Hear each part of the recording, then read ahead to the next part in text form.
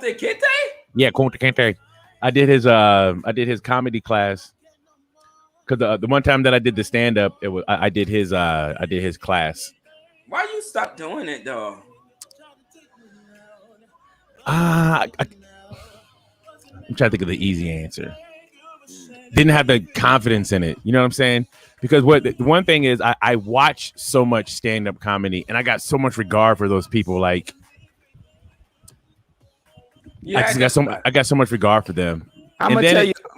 I'm gonna tell you this. I'm gonna be honest with you. I never was so proud of you, dude, because I was living through you, and this in Jesus' name, and I was so like invested in what you were doing, and I was like, he got it. And when you did it, I seen some of the techniques that you didn't have yet, but I was like, once he get comfortable. Cause I know you. I said once he gets comfortable, he's gonna eat this shit up, dude. He's gonna eat. It's gonna be like lunch for him because he's naturally gifted like that. And what up, DJ MJ Beats? I always ask you, like, brother, when you gonna do it again?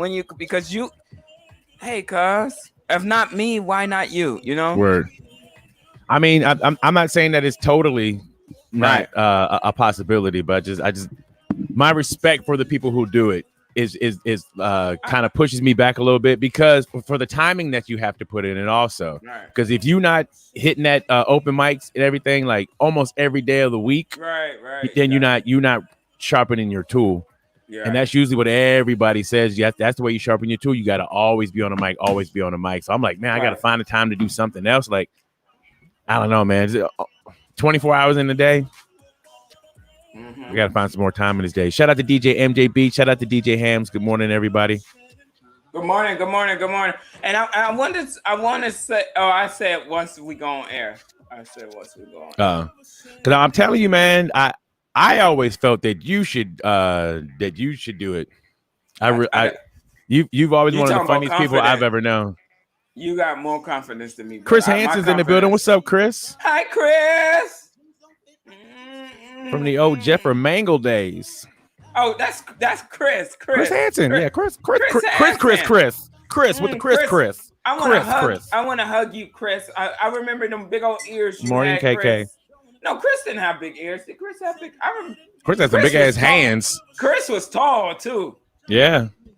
He has some big ass hands. He was cool as hell, though. I remember. Chris always cool. He was cooler than the fan. Chris. Good morning, Chris. Good morning, Mark. Do you hate them headphones? I plug it in and put it on your seat for a hint, and you still be like, nope, throw that shit in the trash. It's plugged in, dude. Why they not on your head? We should go to lunch with Chris. Why it's not on your head? It's on my head. Why do I need to have it on my head?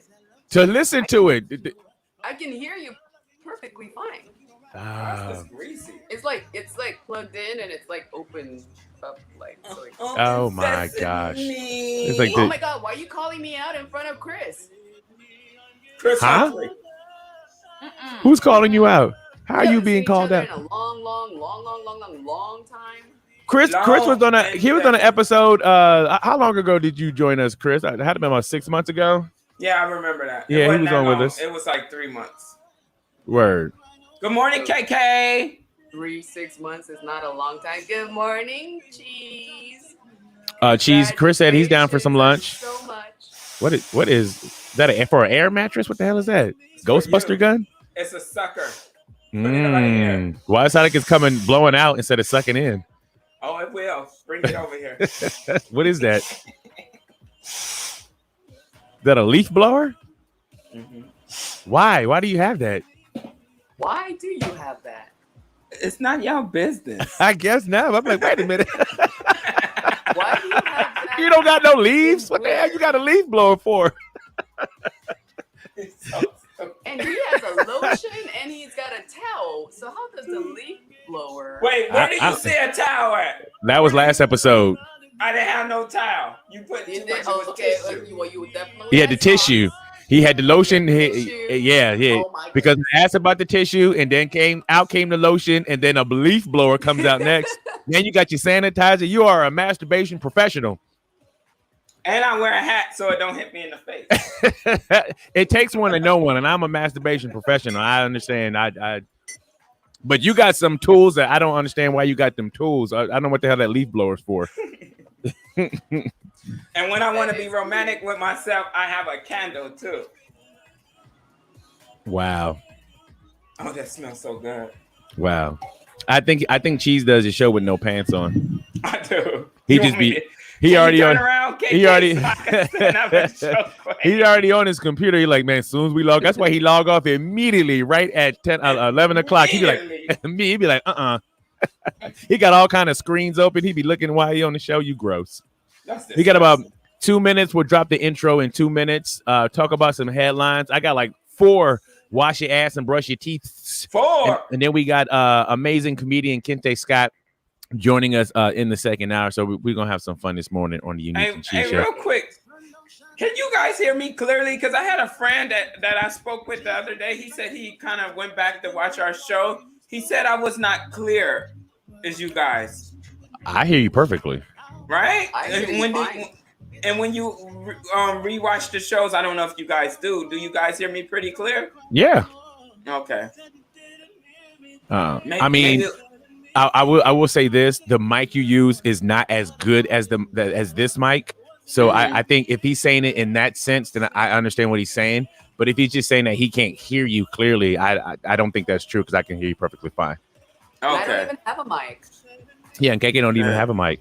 So I think your friend just hating. He be like, well, it must be something wrong with the mic. I'm just kidding. No, he's a I'm nice just kidding. guy. I know, I'm just kidding. But that is friends though. That's how you. Sean. That's Thank how you know John. you got a good friend. Your friend will be like, well, nah, that's not a friend. Yeah, it is. When it got to say something mean, that's not a friend. No, he wasn't trying to say that to me. I know. Mark said you sound fine, but USB mic would help. That's what he's got. He's got a USB mic. Oh, Boy, get out. Go get your own business and get out of mine, Mark. You always It's just that friend that always criticizing. It's just a terrible mic. That's like me telling you wear a turtleneck and I know you don't got no neck, Mark. You the only one with being picked on. he the only one with no. He the only one with shoulders, no neck, and don't play football. Hike. Now the microphone does sound awful when you're up close like that. It sounds pretty good. Like this. All right, let's run the intro. Let's get this thing started. You're lucky he has to type his.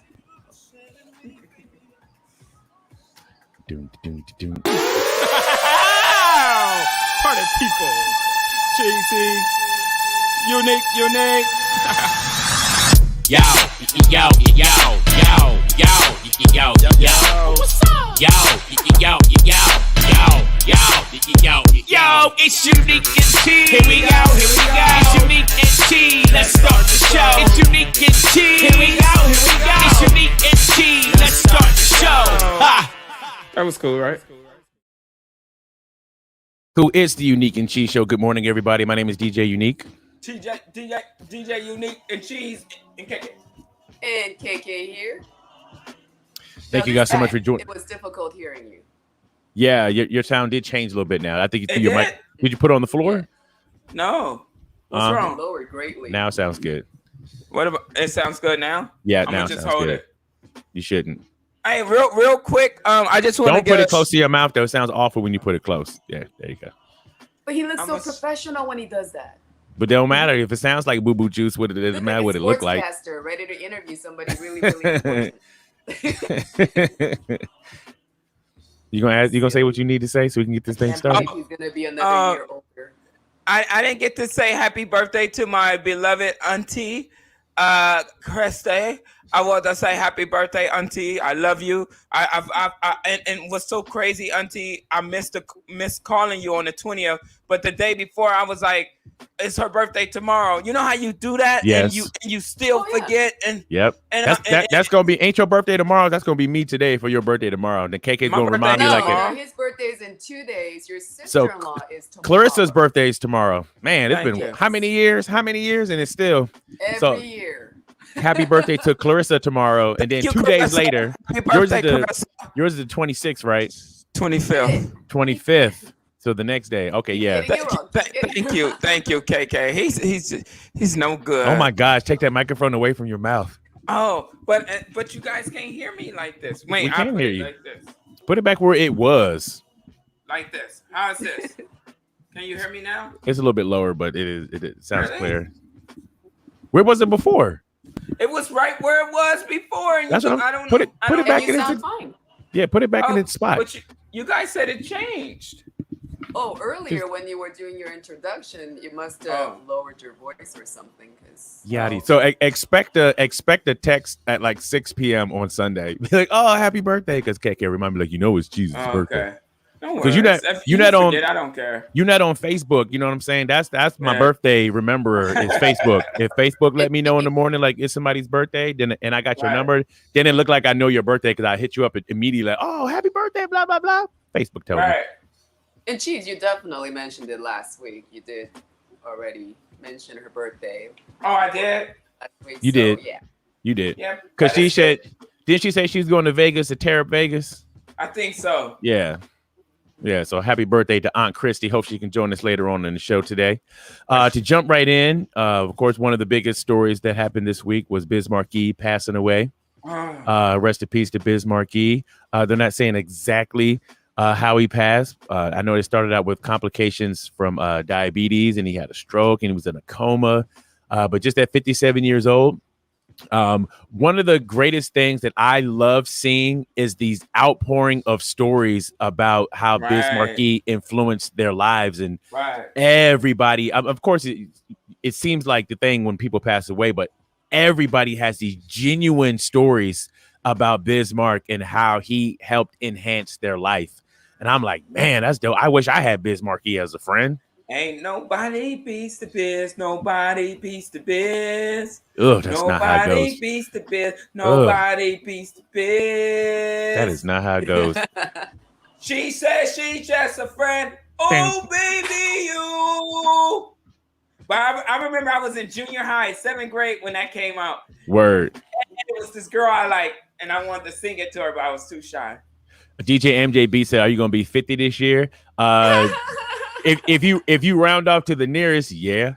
Yeah.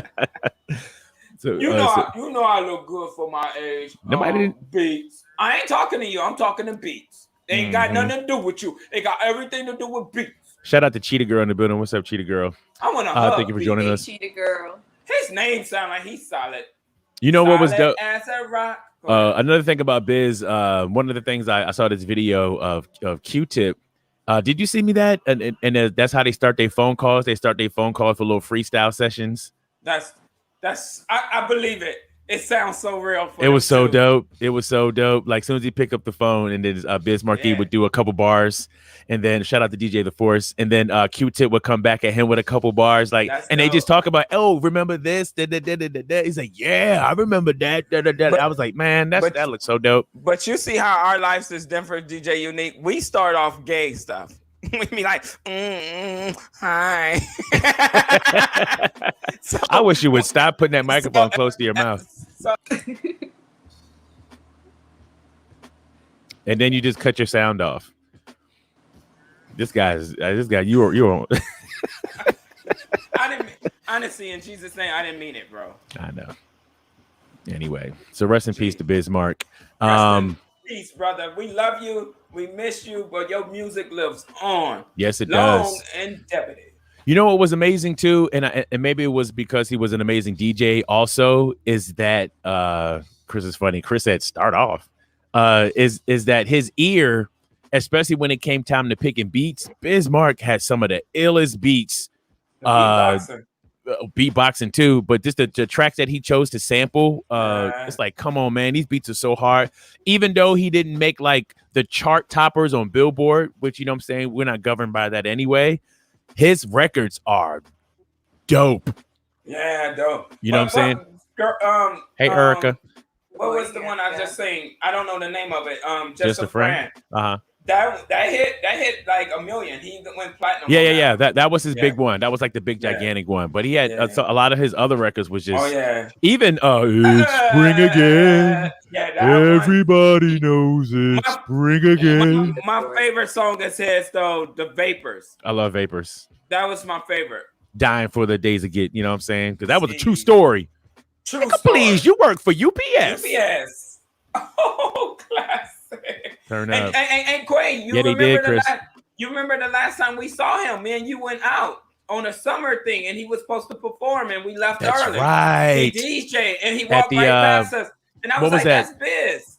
At the something back. Ah, man, yeah. Yeah, I remember that. We were getting our old man on. Was like, oh, time to go. Yeah, we had already been there all day though. Yeah, that's why it sucks to like not have friends that work venues and stuff, because like to get in, to be able to make it in, then you got to get in early, and I'm like, man, I don't like being there with the early crowd. I would like to go again to that. I really enjoyed that. A day, like it was like a day club. I'm trying to figure out what the name of it was, because I know they're sponsored by Adidas, and they do it. The Do-Over. That's what it was. Yeah. It was the Do-Over. Yeah, that's on my to-do list of places to DJ. I want to DJ the Do-Over. I think that'd be fun. You would be great at that. I think that kick would be the Do-Over's ass. Oh man, I'm interested to see, and my fingers crossed that things don't get too crazy, because I know that the mask mandate went into effect on Saturday, but it wasn't really like truly enforced yet. But now all the venues are saying you have to put a mask on when you come inside now in Los Angeles County.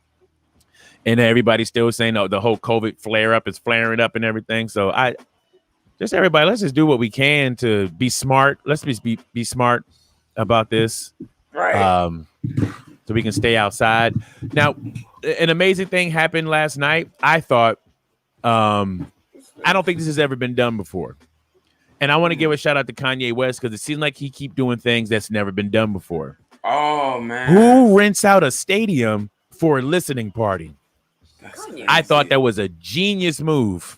And it was sold out. Sold out. And what is the Mercedes-Benz Stadium? Is that a basketball or a football stadium? That's a great question. I don't know. Either Whatever it was huge.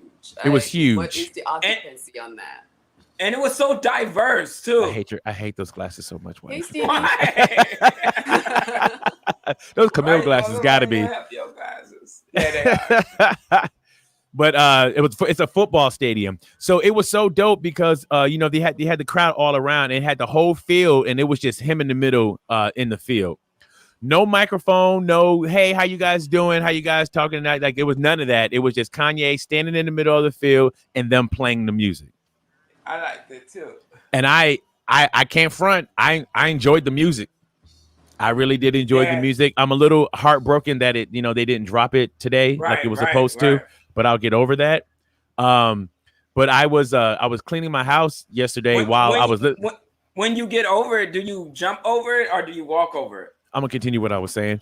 So I was cleaning the house. I was cleaning the house yesterday, listening to it, and I'm telling you, man, I whimpered almost like a little girl when I heard Jay-Z part come on the last song that they played. I was just like, huh? Wow. It was dope. So it was sold out and it was packed. That's over 71,000 people. They didn't do the top levels. You know what I'm saying? Okay. It was restricted area, but it's still nothing to thumb your nose at. Like it's incredible. No, that crowd was incredible. Huge. Yeah. Just watching the screen, it looked like it was pretty. I mean, the pictures that are posted, it looked packed, and it was packed. It was packed. He's so artistic to me. Even the crowd how it was designed of the stage. Yeah. It was just amazing the way how he does things. Even to me, it makes him so unique. The mask he wore, even the big jacket. Even though I'm not a fan with this fashion, but he's just super. He's an artist. He's an artist that's not afraid to be an artist. Is it honest to say he's to me? I'm not talking about record sales and the hit song. Just as how he representing his aura. To me, he's like the top number one hip hop artist to me. To you, I would say that if I'm going in like some chronological order, I would say probably Quincy Jones was probably one of the most influential producers and influencers. I'm saying, and then I'm getting to it. Okay. And then I would say it probably moved to somebody like a Jimmy Jam, and Terry Lewis really changed the soundscape. And then like Teddy Riley came in and changed the soundscape. And then like Timberland came in and changed the soundscape. Yeah. But then Kanye, when he came in, he changed everything. You know what I'm saying? From music to fashion to everybody rap singing and all that stuff. Now that was Ye. That's Ye. No, he started that, dude. Ain't no Drake without Ye. All of them is Ye blueprint. They all Ye blueprint. You know what I'm saying? Cudi. We can go on and on. What's the Travis Scott? Yeah. To even to the up and coming artists that I hear, I'm like, that's all his blueprint. That's Kanye. That's Kanye blueprint. Like Kanye. And on me, like he's just how he does things. He recreate himself over and over again. He's amazing, dude. I would say that Drake is by far the number one hip hop artist right now, almost even pop artist. But Kanye is the most influential. Yeah, because I think he's hands down the most influential. The way DJ MJB is asked. Sorry, Cheese said asked if he cursed in his new music. I think he said the N word a couple times, but no, he didn't. The other artists that was his guests, they did. Yeah. Dr. Dre. Yeah, Dr. Dre was influential, but right now, it's Kanye. Kanye's the most influential. Not to me, they was influential in their own right, but the way how he's create things.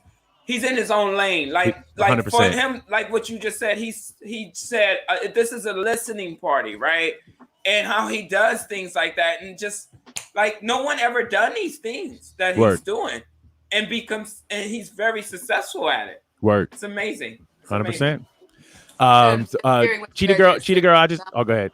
Just hearing what you're saying, it sounds like Kanye is like the Elon Musk of the music world. Yeah, that's a fair assessment. That's a fair assessment. Excellent. And they were supposed to have a what is that book thing that people were going and listen to? I keep forgetting about it. What is it? What is the thing that the app people go on and listen to people talk? I don't know. Clubhouse. Yeah. So it was supposed to be an Elon Musk and Kanye West Clubhouse session. I don't think it ever happened, but that I would love to see those two talk to each other because they are very, very out the box thinkers. Because even when Kanye went to visit with Trump and some of the ideas that he was telling to Trump, everybody was like, "Oh, that's stupid. How could you?" I was like, "That's not stupid. That's a great idea." You know what I'm saying? He might not know how to articulate it in the most, professional way, but what he's saying, like, no, that's a good idea. Chris had said, "Would you guys be okay with him being president?" I would say no. I don't need you to be the president. I need you to be really good at what you do. And I think you could help the president. Right.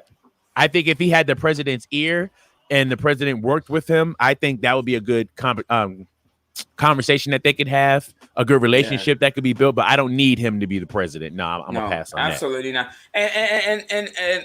And no disrespect, I don't even want him in his ear. Like, just do what the gift that God gave you. And I'm not telling you that you can't change lanes. You can change lanes, but of course, think that's not. I don't think so either. Yeah, I don't think so either. Erica said his activism works through other outlets. Yeah, turn up. I'm all about him helping and sharing ideas and stuff, but I'm not going to vote for Kanye. But I did enjoy listening to it at the streaming party. I hope that it comes out sometime today. The homie tried to send me like the bootleg version. Like, oh man, I got the early version. Blah blah blah. I was just skimming through the tracks that he sent me. I'm like, this is not the album that they played last night. So I'll be patient. And I'll wait for the official thing. So please, anybody, don't send me any more bootlegs. I'm cool on it. So did you watch the entire thing? Yes, I did. So what did you think about the breakdown in the middle of his Love Unconditionally? Is that the song Love Unconditionally? Yeah, well, I don't know the title of the song, but I know it was pretty dope because it starts out with a poem from his mom. His mom is talking about her dad and how her dad promised the family that he would never leave. Like he would always be there. Like no matter what, I'm gonna always be there. And then so Kanye's part come on and he's more talking like he's talking to his kids and the kids are asking him, "Daddy, why you leaving?" So while he's saying, "Daddy, why you leaving?" and then his mom part starts sampling and repeating, "I would never leave. Daddy, why you leaving?" Like I would never. Like the juxtaposition that was happening right there, I can see that being a moment of why he would have a little tears would come out and stuff. I would totally get that. I would totally. Even Erica said that part had her crying. Yeah, because it was like it hit you. That it how hit you how you explained it. That's emotional. It is. How you cannot cry, you know? Yeah. That was and then amazing. even the record that Jay-Z was on, you know what I'm saying? I'm gonna assume that is the record about him and Kanye getting a divorce, and that's what I'm talking about. I'm going to jail tonight. I got priors and da da da da da. You know, to be honest, we're both liars, and you know what I'm saying? And so that whole song was like, wow. And then Jay-Z came on at the end of it. I was like, come on, cuz. Like, I'm like, and then that was the last song, and then it was over. He literally I was like, told me he sounded like a little groupie chick, like I was a groupie chick. Yeah, I was. As soon as he heard his voice, hey, Missy. You know, he follows Beyonce just so he could get Jay-Z, right? Yeah, because Jay-Z don't post on Instagram, but she posts him. So you so I love it. But I don't know where my competition is. So did he perform, or did he just just listening? He just listening. And he was just there. Like, he was just standing in the middle of the football field.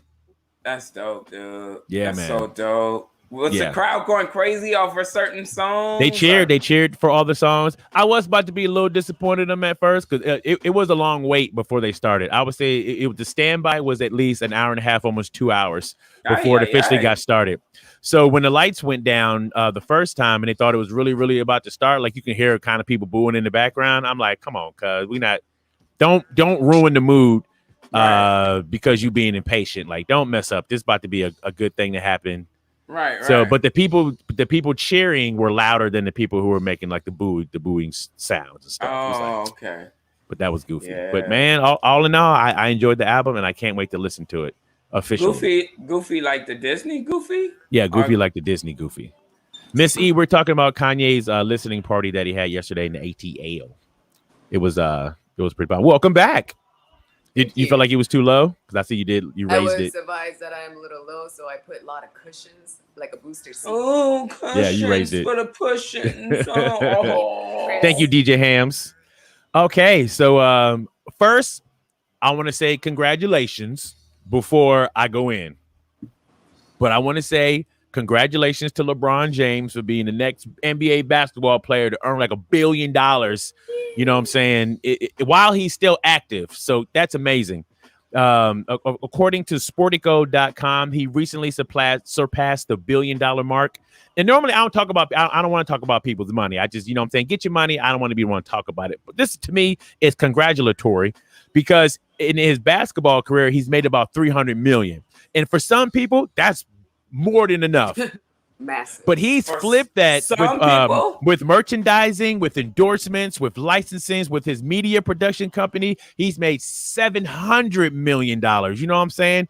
So it's like he took his craft and then he flipped it and turned it into something else. Now he's in the $1 billion club. Shout out to LeBron James. I got to give it to him on that. Congratulations to LeBron. Get your money. Get your money. Now let's talk about Space Jam. I see. Not. Yes, let's talk about Space Jam. First of all, my disclaimer for Space Jam, I know it's not supposed to be a blockbuster movie. It's a movie about a basketball player that goes to a fantasy world and plays the basketball game just like the original.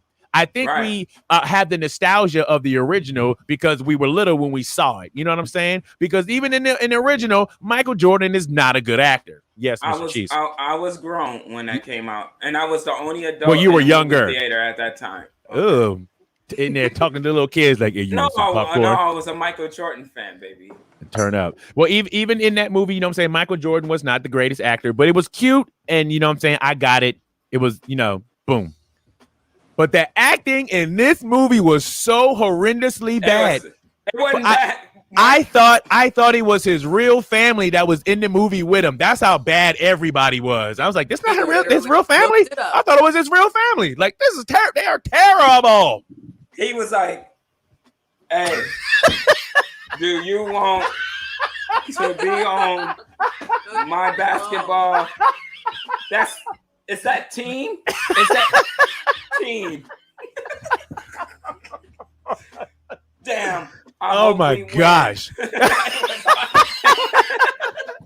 What do you mean you don't want to play basketball?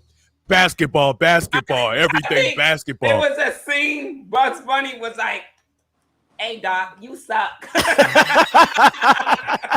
I think they edited that part out of the movie. But I'm telling you, I had to be discipline myself to just finish it. I you know what I'm saying? Like, it was awful. I wish I was being dramatic, but it was awful. What's his name? You really want to put that on Don yourself? Cheeto. Put what on myself? Don Cheeto was good. Morning, Victor Orlando.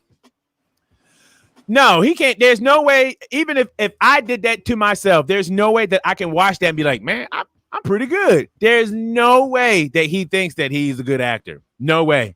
And for anybody standing in his camp in his circle and they patting him on his butt for and not saying like, hey, cuz I get why you did this. But it better be going in on him at the barbershop.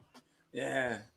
Because I bet you Don was like, bro. Where's my check? Like, so the thing is, my son I had him watch the original one last week.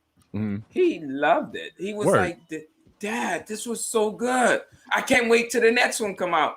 And I said, well, son, let's be careful. This is the original Michael Jordan, the greatest. And he said that clearly I get that. So we was watching a new one this last night, and he enjoyed it because the graphics is much different, right? Word. But you can tell he's like, Dad. But he wants to I said, we're gonna finish it though, because it was getting late and he had to prepare for bed. But yeah. So Chris Hansen said Don Cheeto was horrendous too. You think so, Don Cheeto? But there's no way. How good can you play the algorithm? Yeah. You know, Right. algae true. rhythm. Right. Oh my God. But yeah, I'm so glad that I basically only paid $14 a month to see it, you know, because they showed it on HBO. I would have been upset if I would have paid money to go to the movie theater to see that. Right. Even though I wouldn't expect nobody in my family to want to go see that. You know, my kids are grown now, and I wouldn't. Ain't like me and KK would be like, "Yeah, you want to go watch Space Jam at the movie theater?" Like, nah, son, that ain't popping. I wonder if they even know who LeBron James is.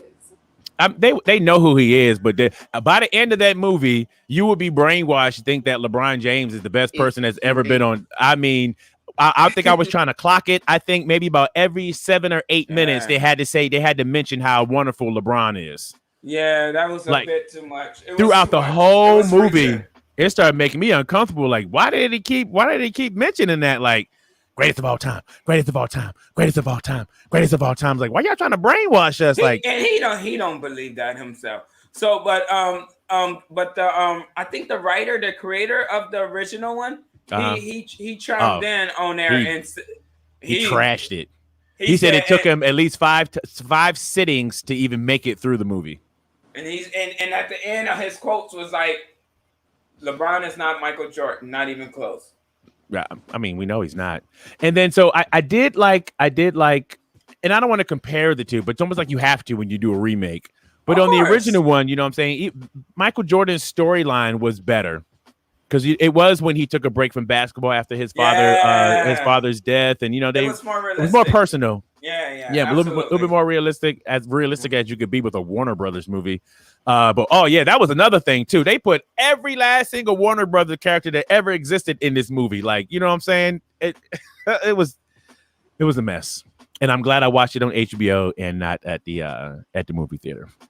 Hey, Miss Sexy E. Miss Sexy E said, I asked my grandson who he paid to see that movie, and he said, would he pay for it? He said no. And our grandson's 10, so hey, turn up. Good job, grandson. Yeah, even the kids know. No, the babies mama.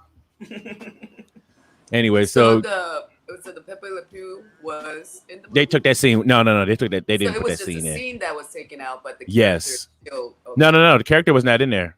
There was no Pepe Le Pew. Made it. That's why I'm now questioning, because so Pepe Le Pew was not. No, Pepe Le Pew will probably never make anything again. They should make a movie about Pepe Le Pew going to like counseling classes and stuff like that too, so he can come out a better character. Because Pepe Le Pew's done. Not in this current climate. What's up, Drake? I liked him. You would like him. Yeah, I did. Rapey Le Pew? He wasn't raping nobody. Was you there? There's a lot of evidence. I know that we cat. didn't know to recognize when we were watching it. That's all. Hell no. He sure didn't take no for an answer. And that cat would be like, hell no. That poor kitty. Hey, by any means necessary. Please don't say that. I would like to say, let me stop the music right here, that James's thoughts are his thoughts and his thoughts alone. They do not represent the Unique and Cheese Show. I don't mean it like that. Yikes. I'm going to give another congratulations to Charlemagne the God. Comedy Central will be teaming up with Colbert. And Colbert is going to be one of the creators, the co-creator and producer of a weekly talk show fronted by Charlemagne the God. The series, aptly titled The God's Honest Truth with Leonard Charlemagne McKelvey, is set to launch Friday, September 17th at 10 p.m. It's going to be a half-hour series and is billed as a culturally fluent take on social issues with a mix of deep dives, sketches, and social experiments. I think this is the perfect trajectory for Charlemagne the God, and I'm happy for him. I am too. Absolutely. All right. Nobody has anything to say about that? That's cool. No, I mean, it's Chris Hansen said Pepe Le Pew at sexual harassment classes. That, yeah. Cheetah Girl, that is not, I'm an ally, Cheetah Girl, with the ladies, and he is not overly passionate. He is creepy. Thank you. Somebody finally feel the way I feel. We are overly passionate. Morning, Andre. Yeah, okay. Absolutely. You see what that over passion gonna get you. So was James Franco was overly passionate too, and he had to pay out $2.5 million for his overly passion. Yeah. Big shout out to Marla Gibbs. Marla Gibbs got her star on the Hollywood Walk of Fame. Okay. I'm so glad that she lived long enough to be able to get it. Are you kidding me? Like, I was quite surprised that she didn't have it already. Me too. Absolutely. I thought it was a joke. I thought it was old pictures, but I was like, wait, these people are like recent people. Yeah. Yeah, that's. I'm glad she finally got it. I guess for Erica, I think he'll stay with the Breakfast Club. I think that'll be a smart move to do the because it's not going to be live. You know what I'm saying? So you do the morning show, and then you go film your second show, and then there's seasons. You know what I'm saying? So I think he'll stay with the Breakfast Club. It'll be a smart move to stay with the Breakfast Club because if he left the Breakfast Club, it will be over. I think the three of them is a good dynamic, but I think he's the one that's why people were coming there.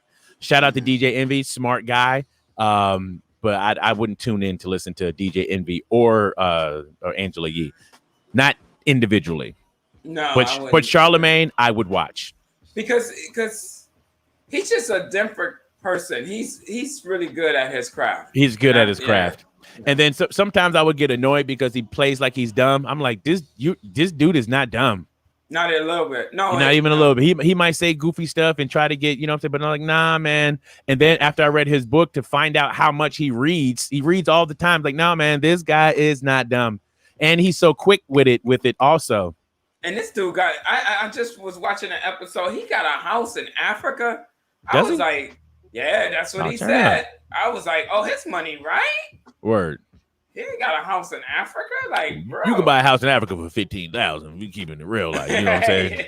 But I'm serious though. I would. I can't give you details, but I would advise everybody to buy some property over in Africa while you can still get it, and islands too. Go buy you some property on islands also. Ain't no property tax. Turn up. But shout out to Marla Gibbs. Did you watch when she was getting it? I was nervous at first. Why? Because she literally basically passed out while still standing on her feet. What? I mean, it's been hot as hell for these past couple weeks. She old. And she's 90 years old. Yeah. And she said she was overwhelmed with emotion. You know what I'm saying? Yeah. So she was like thanking all these people. I want to give a shout out to. She did it like that, really. Yep. She just started going to the side, and somebody ran up on stage real quick and make sure she didn't fall down. Oh, absolutely, because that would have been that would have been awful. But shout out to Marla Gibbs. Congratulations. It's about time. It really is about time. If anybody is interested in seeing Whitney Houston perform, Bobby, if you want to go to a Whitney Houston concert, you can be able to go to a Whitney Houston concert and watch her hologram. So Houston's estate announced an Evening with Whitney, the Whitney Houston hologram concert, which will be a residency at Harrah's in Las Vegas.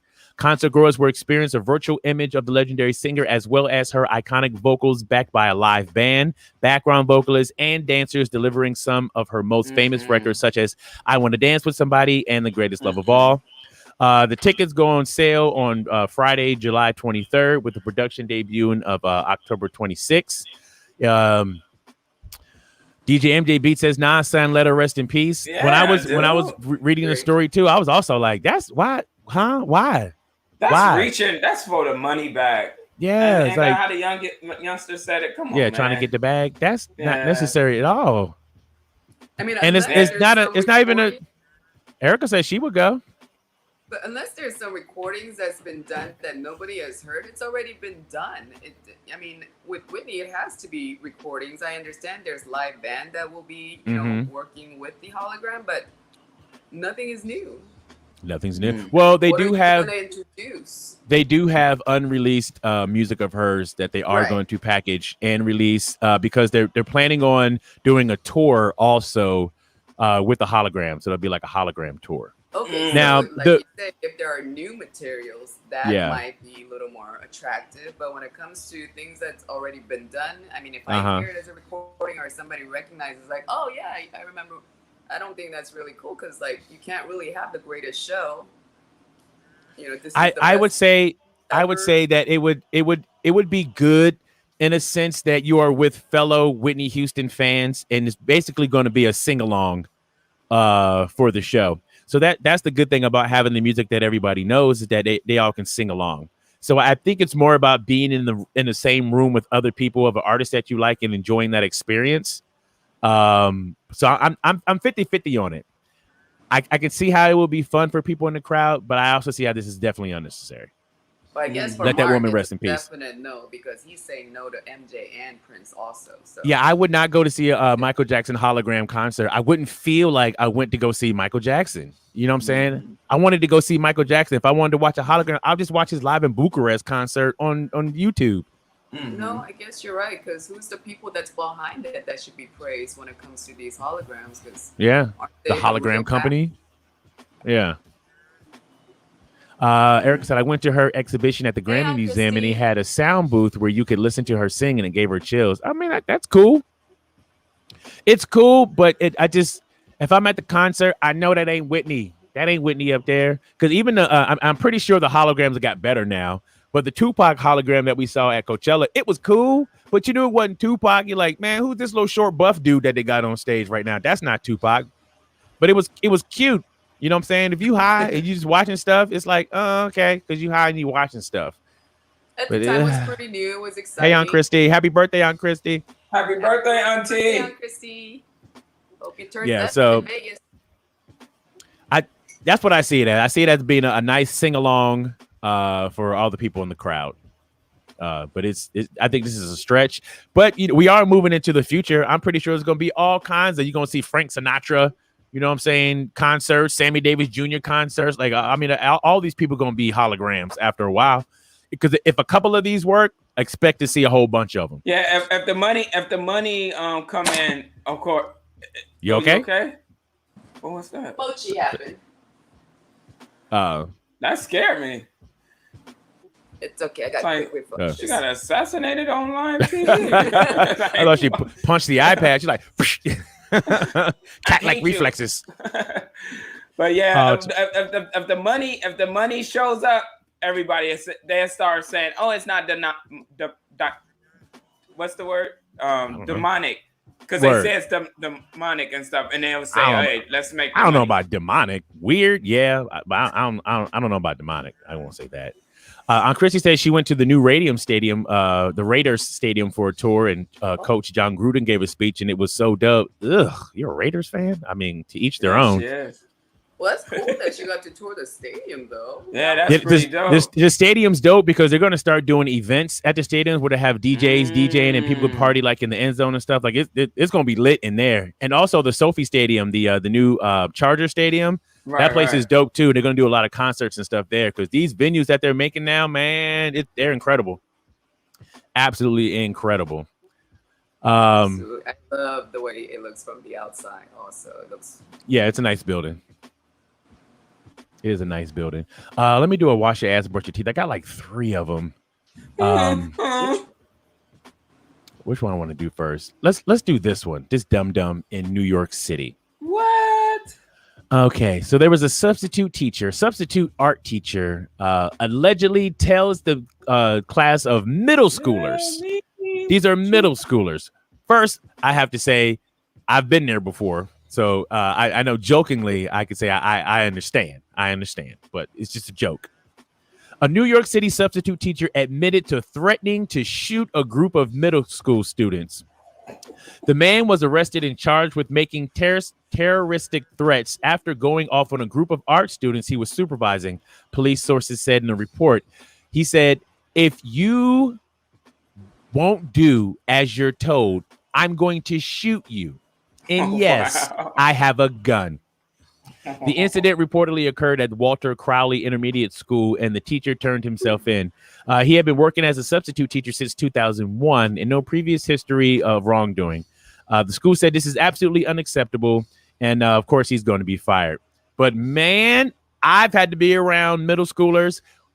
I was a middle schooler. I remember me as a middle schooler, and I imagine I probably had some teachers that wanted to shoot me for real. You know what I'm saying? So I told. Did he lose his cool? Of course he lost his cool. And you should be fired. You can't say stuff like that. But I get it. He wasn't gonna shoot him though. He probably. Hey, you never know. Especially nowadays. Nowadays, you can't take anybody's threat as just a threat. Like, you got to think that they're really gonna do it. I remember teachers used to say the worst things to us as kids, especially where I come from, the community I come from, South Central LA. They felt like they were okay to say those things about us because of how we were our community and we poor. So he shouldn't probably said that. Should he got fired? I'm not sure. Maybe he should have got some type of counseling or something. Because if Seven came home and was like, my teacher told me he's gonna shoot me today, wouldn't you be a little bit upset? I would be like, what'd you do? What was you wearing? What? No, yeah, I guess so. But kids can be reckless. Like you said, they're awful. Oh my goodness. They're man. awful. They're awful little creatures. Yes. And usually they, you know what I'm saying? Shout out to my mama. My mama tried to do the best job as she could. But when I was at school, I was just free range. You know what I'm saying? I was just a pain in the ass. Right. Just a pain in the ass. And even if he would have shot one of those kids would have been like, that don't even hurt. Like, What? My gun bigger than your gun. Like that. You were slapped by a teacher? I wouldn't be surprised. I don't remember it specifically, but I wouldn't be surprised. You got slapped by Miss Oliver. I did. I wouldn't even be surprised. I remember she was fat. And like she had these things on her face that would swing when she walked. Like she slapped you. I would have slapped your ugly face too. I was a pain in the ass. I was a pain in the ass. But I'm so glad imagine that he knows to recognize that. He may not have known then, but he knows to recognize what a problem child he was to all. Yeah.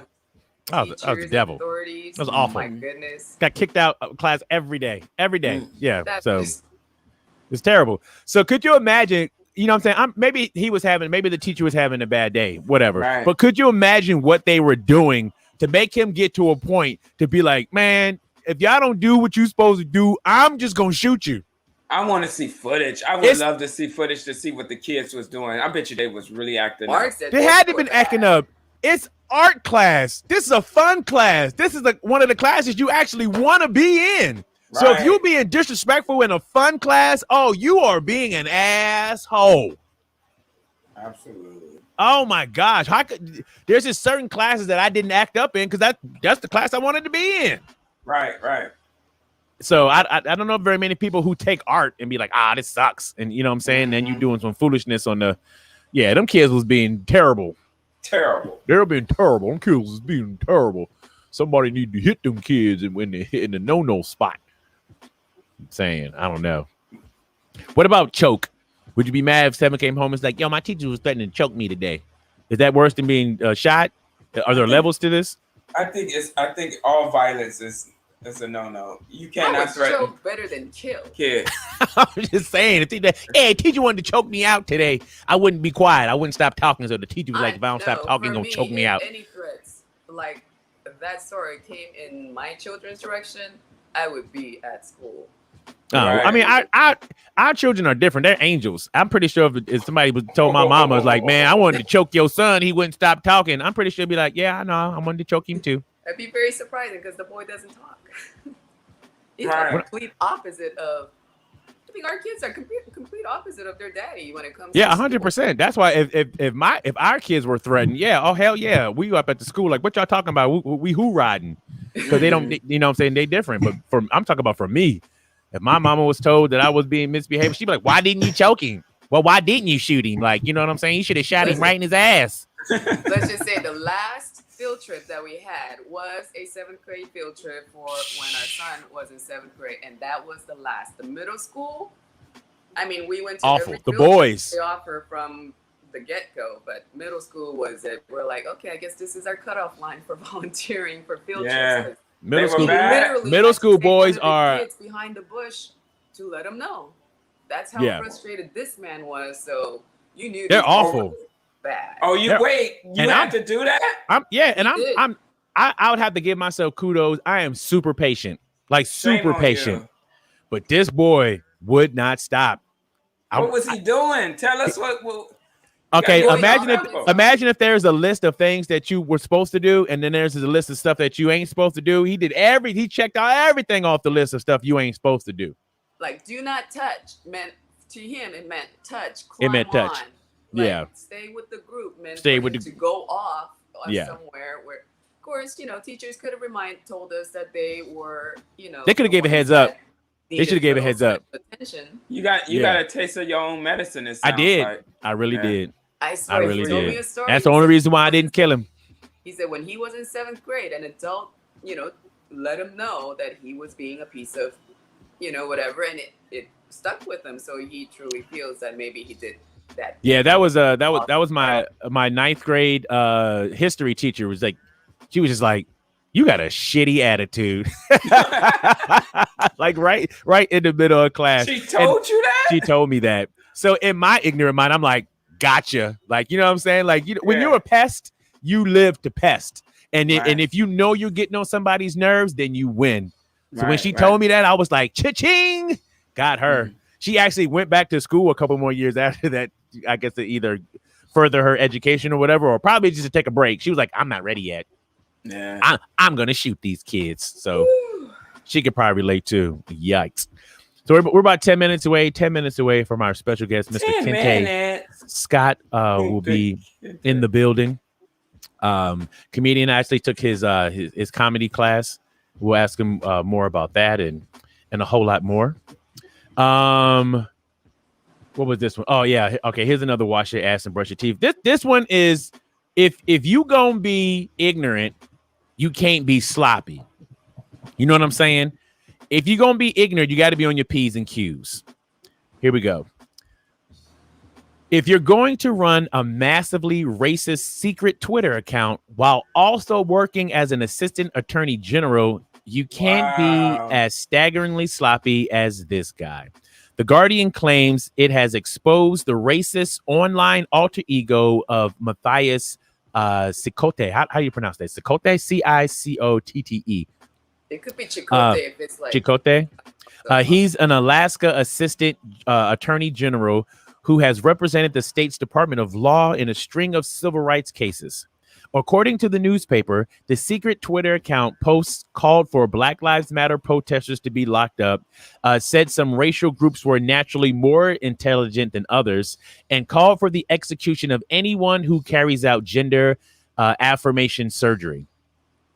Okay, so this dum-dum on his secret Twitter account posted pictures of his house, posted information about a weight loss that he's going through. Like, he's putting all this personal information about him, his actual self, on his secret account.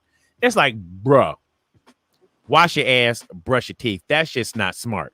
How you gonna be talking mess and try to be undercover, but you do it in, like, you only wear one pair of shoes, and all of a sudden now you got pictures with those shoes. I'm like, wait a minute, ain't them cheese shoes? Like, Do you know It's how just- tired this guy must be? I mean, he is an assistant attorney general, so he has a job that's pretty, demanding for him. And then for him to have this secret account to live another What up, life, DJ he's Jeff? gotta be pretty tired. So maybe his tiredness got to him making these bad judgments of putting himself in a secret account that he's not supposed to be connected to and stuff. Because it does seem like complete stupidity, like those dumb criminals kind of situation. You are an How much educated- crime is happening in Alaska? But I don't think still, he's that it is tired. demanding. You have, I don't know exactly what they do, but I'm sure he had to work his way up, and he's an assistant, so he has to be following instructions and doing things. So maybe he was just tired. Well, he's tired of the other races, I guess. Either way, he's a dumbass and needs to watch his ass and brush his That teeth. just All I'm sounds saying, so dumb.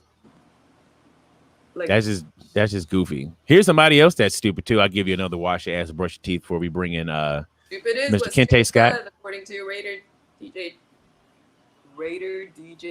Jeff. yes, Right. DJ Jeff. Hi. Turn up.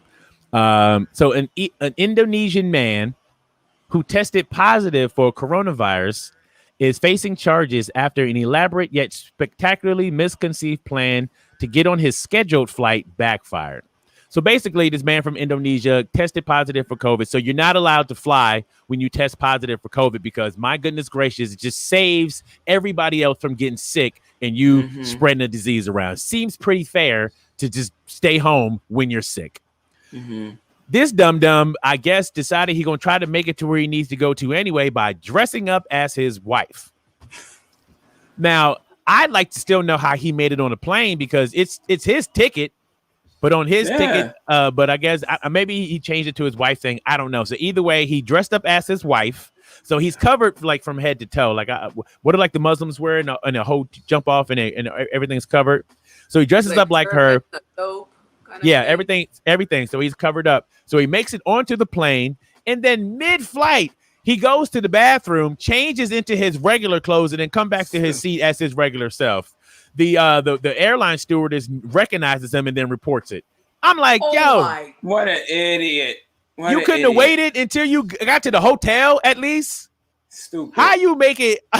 You made it on the plane, so you was almost victorious. You made it on the plane. And you couldn't wait. He shouldn't get in trouble for the COVID.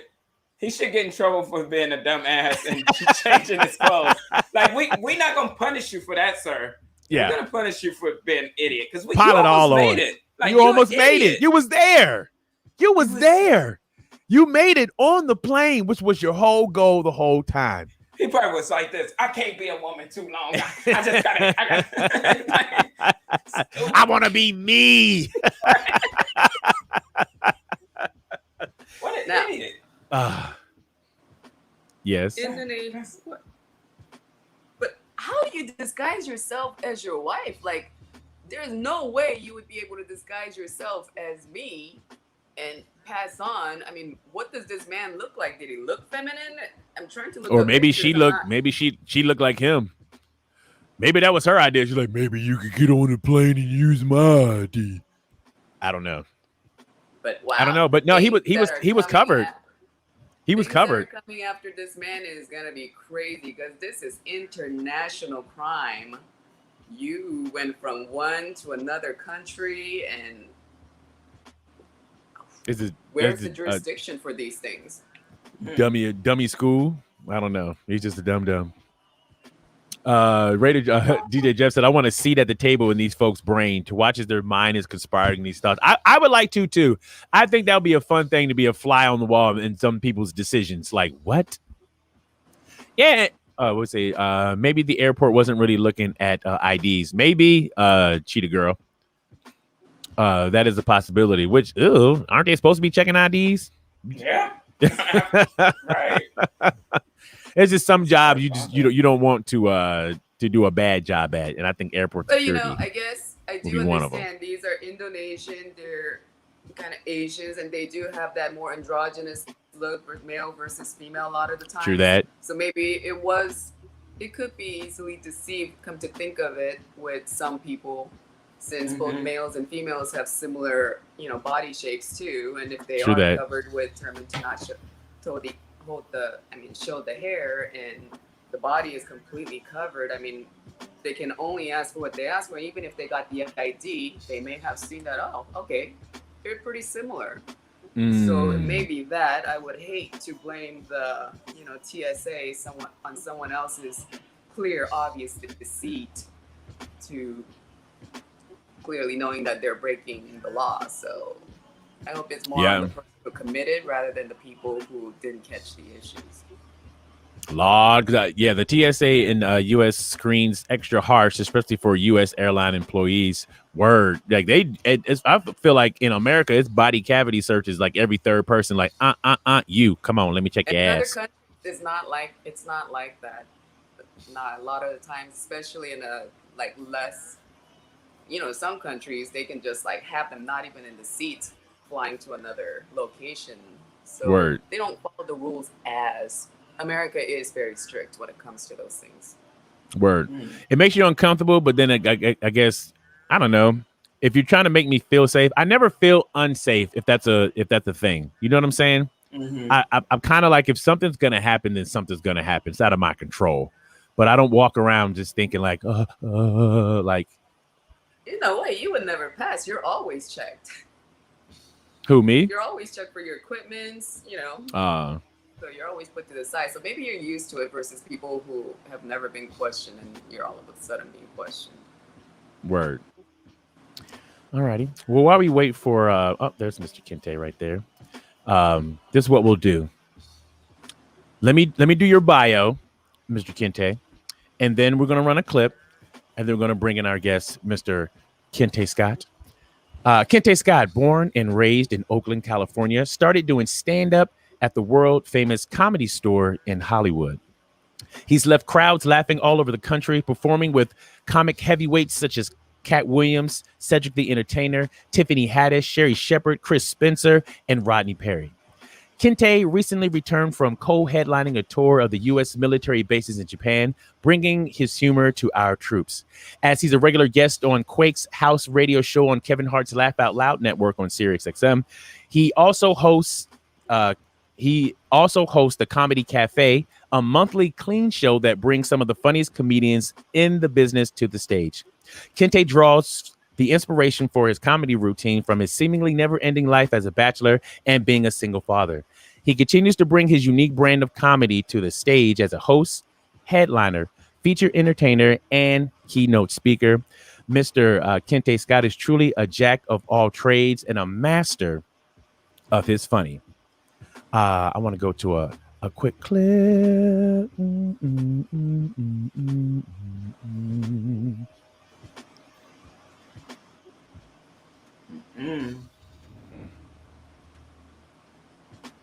It's not professional. Oh, that's not it. Oh, man. Where'd it go? I got my clip all lined up and ready to go. Come on, technology. You're supposed to have my back. Technology had this whole thing set up and ready to go. All I'm supposed to do is press the button. It's ridiculous. Okay, here we go. I found it. Glad to be outside. I'm glad to be outside. We in California. We just now getting back outside. 2020 been rough. I'm tired. I'm tired of being in the house. Like, you ever been in your house so long you want to move? I've been in my spot so long. I'm like, this ain't as cool as I thought it was. When the housing price is gonna go down? This ain't even the one no more. I'm looking at my couch like, you the first thing to go. You are out of here. Like 2020 changed everything. 2019. If you said you asked the lady out and you said you want to take her outside, she would look at you like you was crazy. They'd take you outside to eat. What? Please. 2020, they happy to go to happy hour eating on the sidewalk. We gonna have appetizers by the parking meter? I'll be there. Bragging to their friends, girl, he took me outside of crustaceans. It's amazing. Like, man, I went out. I did it. Like Valentine's Day. And I was mad. Because, Valentine's Day, they didn't cut no prices. So, yeah, they had them lover prices. I was like, I like her, but I don't know about love. And the bill came, and it was like $200. I was like, bro, we're not paying for the lights. They not even on. We outside. This ain't the same state. And then a homeless man walked by and ate off a plate in front of me.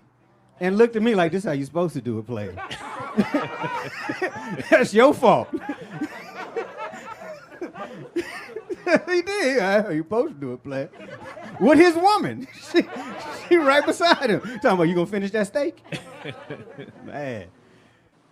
Ladies and gentlemen, put your hands together and welcome to the Unique and Cheese Show, Mr. Kente Scott.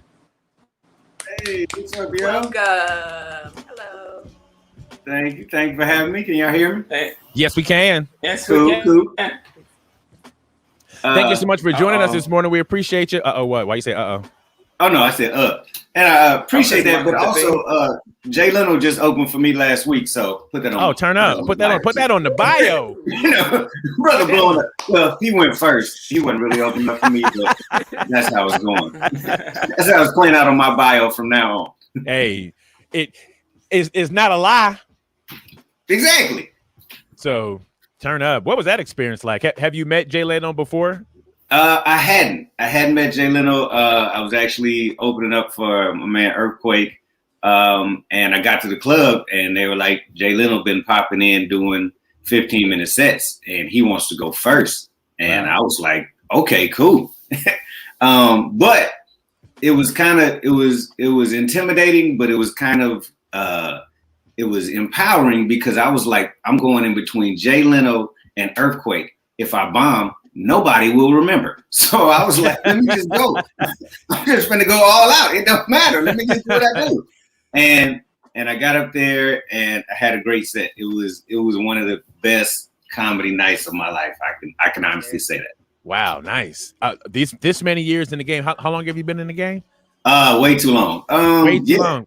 Yeah, it's been long enough for me to have two comedy careers. Like I had one before my acting career was taken off, and then my acting career subsided. I've had my second one. So Word. Yeah, I started my first open mic back in '96. Wow. Yeah. Turn up. Now, other than the laughter, how do you know? How do you know that was like a killer night? How it felt for me, like the laughter. When I went backstage, somebody said, "Yeah, when you went on, Jay Leno was like, turn it up." So he watched my set. The interaction with him in the green room, just the stories, like he treated me like I was one of his peers. It wasn't like, oh, this dude over here just went on after me. I'm not gonna pay him no attention. So it was the whole experience of, you know, the laughter, the audience saying you had an amazing show. Jay Leno took a picture with him and he was like, I'm honored to take a picture with you. So wow, that whole get down. He might have been lying about that, but I appreciate him for lying to my face like that. As old as he is, I figured when you get to a certain age, you don't got to lie about nothing no more. Like, you know what I'm saying? Like, that's true. That's what my mama said. She's like, I'm 70. I ain't got to lie about nothing. I tell the truth all the time. I was like, okay. So you might be right. So he might have really been honest. So. Turn up. Well, let's take it way back in the day. Growing up in Oakland, was there a comedy scene there? Like, what made you initially want to get into comedy?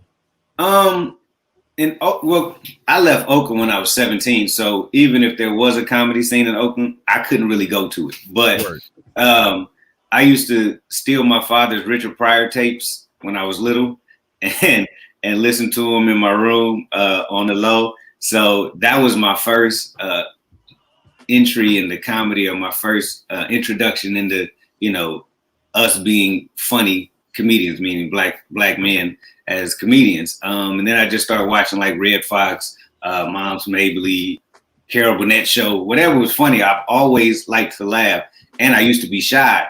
And I realized when I got to like the 8th, 9th grade that if you could make a girl laugh, then you had a chance to at least get her number. So that kind of helped me kind of find a little bit of comedy. But getting into stand-up, I didn't get into that till my senior year at UCLA.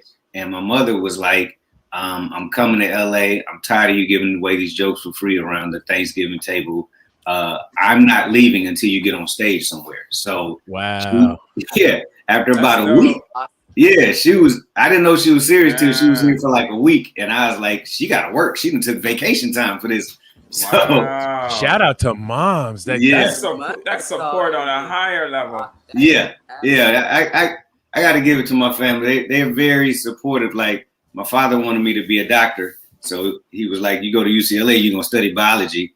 End up getting into acting and stand-up comedy. So he could have, by right, been like, "Man, you owe me a whole lot of money because you could have been doing this for free." So, but they've been very supportive. My mom's came down, like I said, we went to the Comedy Store. I did 3 minutes. They laughed enough for me to come back again, and so that's how it started. Turn up. Vaginal influence is very, very powerful. Like it gets a lot of people into a lot of things. Like something about vaginal influence. Goodness. Yeah, you graduated from UCLA? Yes. Yeah. Oh, turn up. Yeah, and with a biology degree. Yeah, and turn up. And the day I realized that I was not going to be a doctor, I was filling out the application for the University of Michigan. I only wanted to go there because I always liked their football helmets. Don't worry about it. I was young. It don't make no sense. And I was like, I cannot do 4 years of medical school, 4 years of 4 years of internship, 2 years of residency, however long it takes. I said, I can if I can struggle that long doing something I don't like, I can struggle that long building my career on something that I love. And so called my parents. So I was like, I'm gonna be an actor and stand-up comic. Love y'all. Appreciate y'all for sending me to UCLA. This is what I'm about to do. Wow. That's awesome. So watching outside of your family, but like watching the Moms Maisley, watching Red Fox and Richard Pryor, before you got the push from your family, did you ever think I can do this? Or were you more just like, I just like this craft. I just like listening. I just enjoy the craft.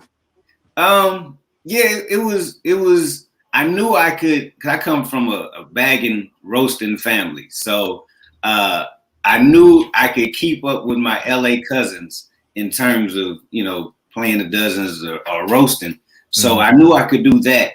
I didn't ever think about doing it as a stand-up career till my mom was like, you need to go get on stage somewhere. I was doing commercials and auditioning for TV shows. So I was like, the acting is cool. I'm always funny wherever I'm around people, but it wasn't like, you know what? I'm gonna be a stand-up comic. So it wasn't until I got on the stage that the book, kind of got that bug hit me like, oh, okay, I kind of dig this. And so, did it a couple of times, open mics, and then did this lady named Judy Carter. I bought her book when I was in college just on a whim, and she had a workshop, and she taught how to write jokes, and then also at the end you did a showcase, which is literally the framework of how I base my boot camp, my Contagious Comedy Boot Camp workshop off of 6 weeks. You write for 5, you do a showcase in the 6th week. And then if you want to do it, then you can get out the nest and go fly. But at least you can say that you know how to write jokes and you showcase somewhere. You've been on stage somewhere. So if the bug is going to bite you, it's going to bite you on that stage. And that's where it got me. Word. Now, did you feel what the difference between like being funny around your friends and then like and then being funny on stage? Yes. Yeah, it's totally different. Like everybody would be like, man, I'm funny. I could do what you do. I'm funny with my friends all the time. Your friends know you. So they're biased. And most likely they know the story or the joke that you're going to tell, or they know the situation. So they're already enthralled in it. So they're with you. You talking about stand-up, it's people that don't know you, don't care about you, and are complete strangers. And you have 35 seconds to a minute to get them on your team and get them on your comedy train for the rest of the time you have on stage. So it's completely different. And telling jokes to your friends is different than telling jokes on stage, because you, like I said, there's on stage jokes, there's a setup and a punchline. With your friends, you can do more of the novel. You can paint all the picture and be like, man, remember when Willie said? You can do all of that, but you don't have time for that on stage. So you got to get them and have them on your side immediately. So it's completely different. Now, if you can tell, if you can make your friends laugh, You can make strangers laugh, but you have to know how to do it. You have the ability to do it. It's just about learning how to do that long division. Now, without giving to it, good morning, Annalise is in the building. I also took Kente's boot camp. It is amazing. Without giving away like the techniques that people can't get in class and stuff, what are some of the things that you do to get them on your side in that 35 seconds? Be funny. I mean, yeah. Be funny right away, but I'm not besmirching or anything about people who do this, but don't get up there and start playing around. Like, some people get up there and they dance for 5 minutes. You only got 7 minutes set, so you got 2 minutes of jokes. So hit them with what you know is funny, which is your first joke that works. If you got 35 seconds, even if it's something that you just noticed in the room right there, hit them with that so that you can break the seal on their laughter. Once they laugh, then you got them. You got them until you lost them after that. So and once you get people laughing, it's hard to lose them unless you say something very rude against their sensibilities. Mm-hmm. Do you have a certain balance between doing room work and your already prepared material? Yes. Yeah, I do. You gotta have your set. Like, you gotta have what your set is, because your room work doesn't always work. Like, you can be like, oh, I'm gonna work the room tonight, and the crowd doesn't give anything back to you. It's call and response when you work in the room. So if you say I decide to focus on Cheese, and Cheese don't give me nothing, Cheese, funny that. So then you're stuck. But if you have your set and I decide to mess with Cheese and Cheese don't give me nothing back, I can go back to my set and get the crowd back on my side. And crowd work is often a crutch for comedians, because they know, I can play the dozens, I can pick people out in the crowd.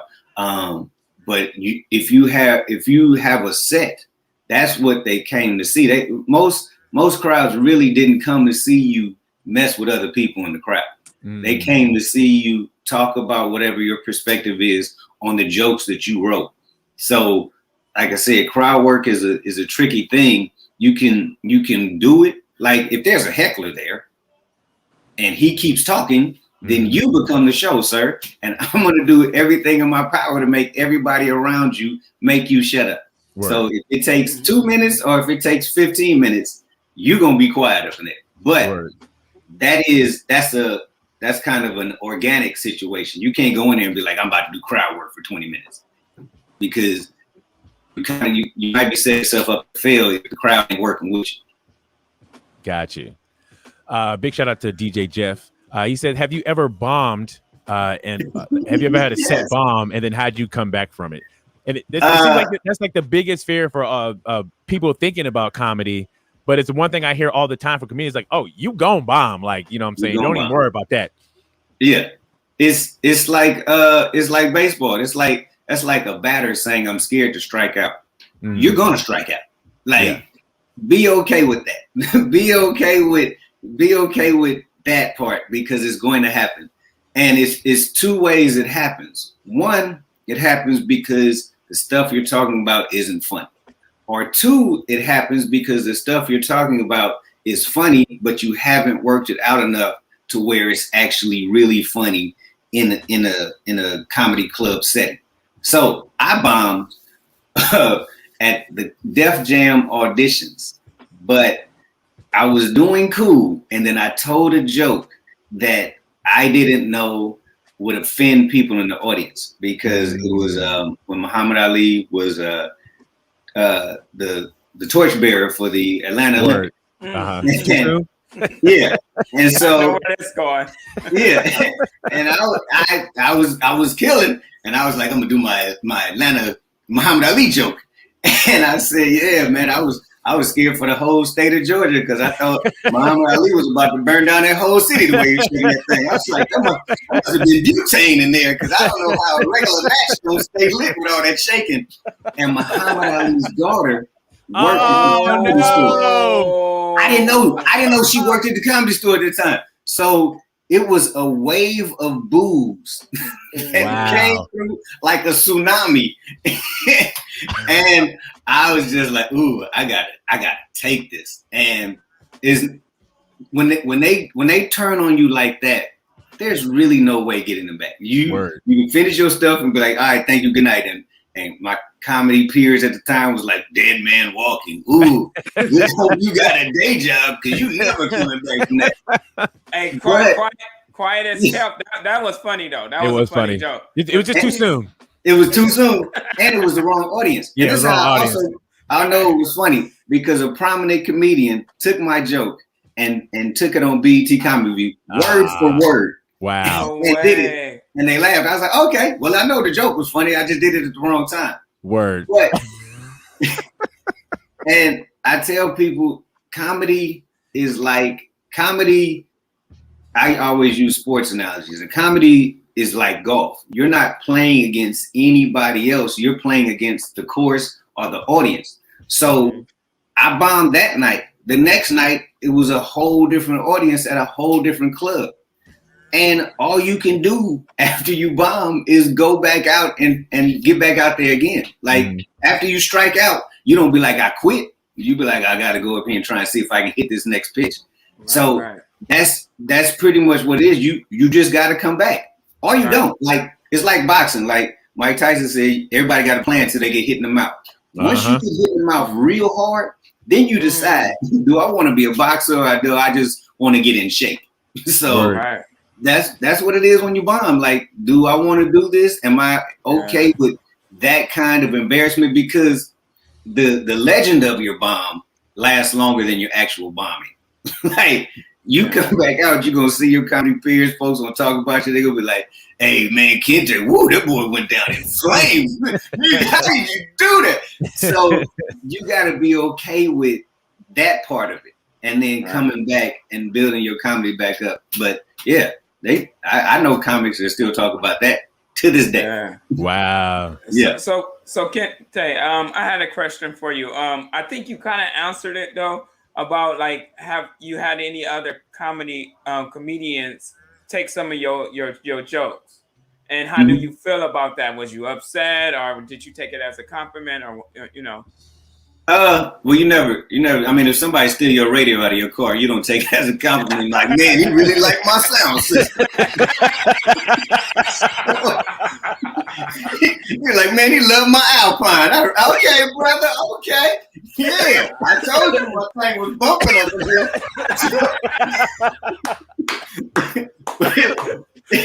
It's literally that same get down. Like, you write like a comedian friend of mine told me years ago, like writing a joke that works is like finding $100 bill on the ground or finding a gold nugget in a mine you've been mining. Like, So when you find that gold nugget, you like, oh, this is mine. The thing about comedy is that whoever gets to the largest audience in terms of like that joke, all of a sudden it's their joke. But stealing jokes to me is lazy. Like you're either detached from your audience or you're just you're lazy in your writing. Because if I could come up with a joke and you're a comedian who's had more stature or whatever, then you can come up with the joke. Right. And I always am like, when I'm writing jokes or if a joke pops in my head, I'm like, have I heard that before? Does that sound like anything I've heard before? Because I don't want to be accused of stealing jokes, because that is like the cardinal sin of comedy. You get labeled a joke thief, that sticks with you forever. So wow. It's as I've grown in comedy, I've taken it as, okay, that was a good joke. They like it, but yeah, they still stole my radio out of my car. So I'm not okay with that. But I keep writing stuff. So if you got to take something that I used to do, because you're not going to take anything that I do currently or that I'm known for. Like, you're not going to do that because other comedians will call you out for that. Other comedians will be like, hey man, that's Kente's joke. Hey man, that sounds a lot like, you shouldn't do that. So yeah, it's it's not really something that you excited about when they do it. But you gotta take it. You ever have to pop up on somebody like, hey, cuz, let me talk to you real quick? I mean, I've seen that, and I've talked to folks. I ain't never been stressed enough to be like, hey, we finna step outside over this joke. But I have been like, hey, I got a joke just like this, and then I'll tell them my joke, and they'll be like, oh, okay, that is like that. Oh, my bad. Or they'll be like, my joke is nothing like that. Now, if they say that, which I have had happen, and I'm going up after them, I'm doing my joke that they just tried to do, and show them how it's supposed to be done. And I'll be like, hey, I know y'all might have heard this joke before, but this is how it's supposed to be done. Because then you said to my face, I stole your radio, but I don't care. It's your radio. It's my radio now. So I'm like, okay, let me show you what my new radio sounds like. Hey. Now, Shout out to Erica. Oh, go ahead. Clearly, you've had your materials taken. Now, did they come to you letting you know, like, man, I'm sorry, I know this is yours, but I just had to. It sound better. It sound better in my car. Like. Yeah, I just had to take your radio. Because I'm sure they themselves had experienced these things also in their past, and you got to remember, you felt bad when it happened to you, and now you're doing it to somebody else. Maybe they could feel something in themselves to say, like, my bad, but it just works so well. Yeah, that would be an amazing moment of contrition in the comedy world. I've never seen that. Like, even the comics that have taken it, even the ones that they can't even look you in the eye no more because they know they took your stuff, they still will never admit that they stole your radio. They still, that was my bike. No, that was mine. It says Kente right on where it says Swin. It says Kente right there. So nobody's ever done that. That would be amazing if they did. And I believe if more comics did that, even to be like, hey man, I'm sorry, I took your joke. That was my bad. That's all my fault. If they did that, I think that you'd be like, oh, okay, you can't keep doing that, but I give you a pass for taking that one. Word. All right. Shout out to Erica. Erica said, have you ever had to tell somebody that comedy isn't for them? Yeah, but yes, and it's hard to tell somebody that, especially the people that believe that comedy is for them before they've ever done comedy. Like, oh, I know I can do comedy. I know I can do this. And this is what I've learned.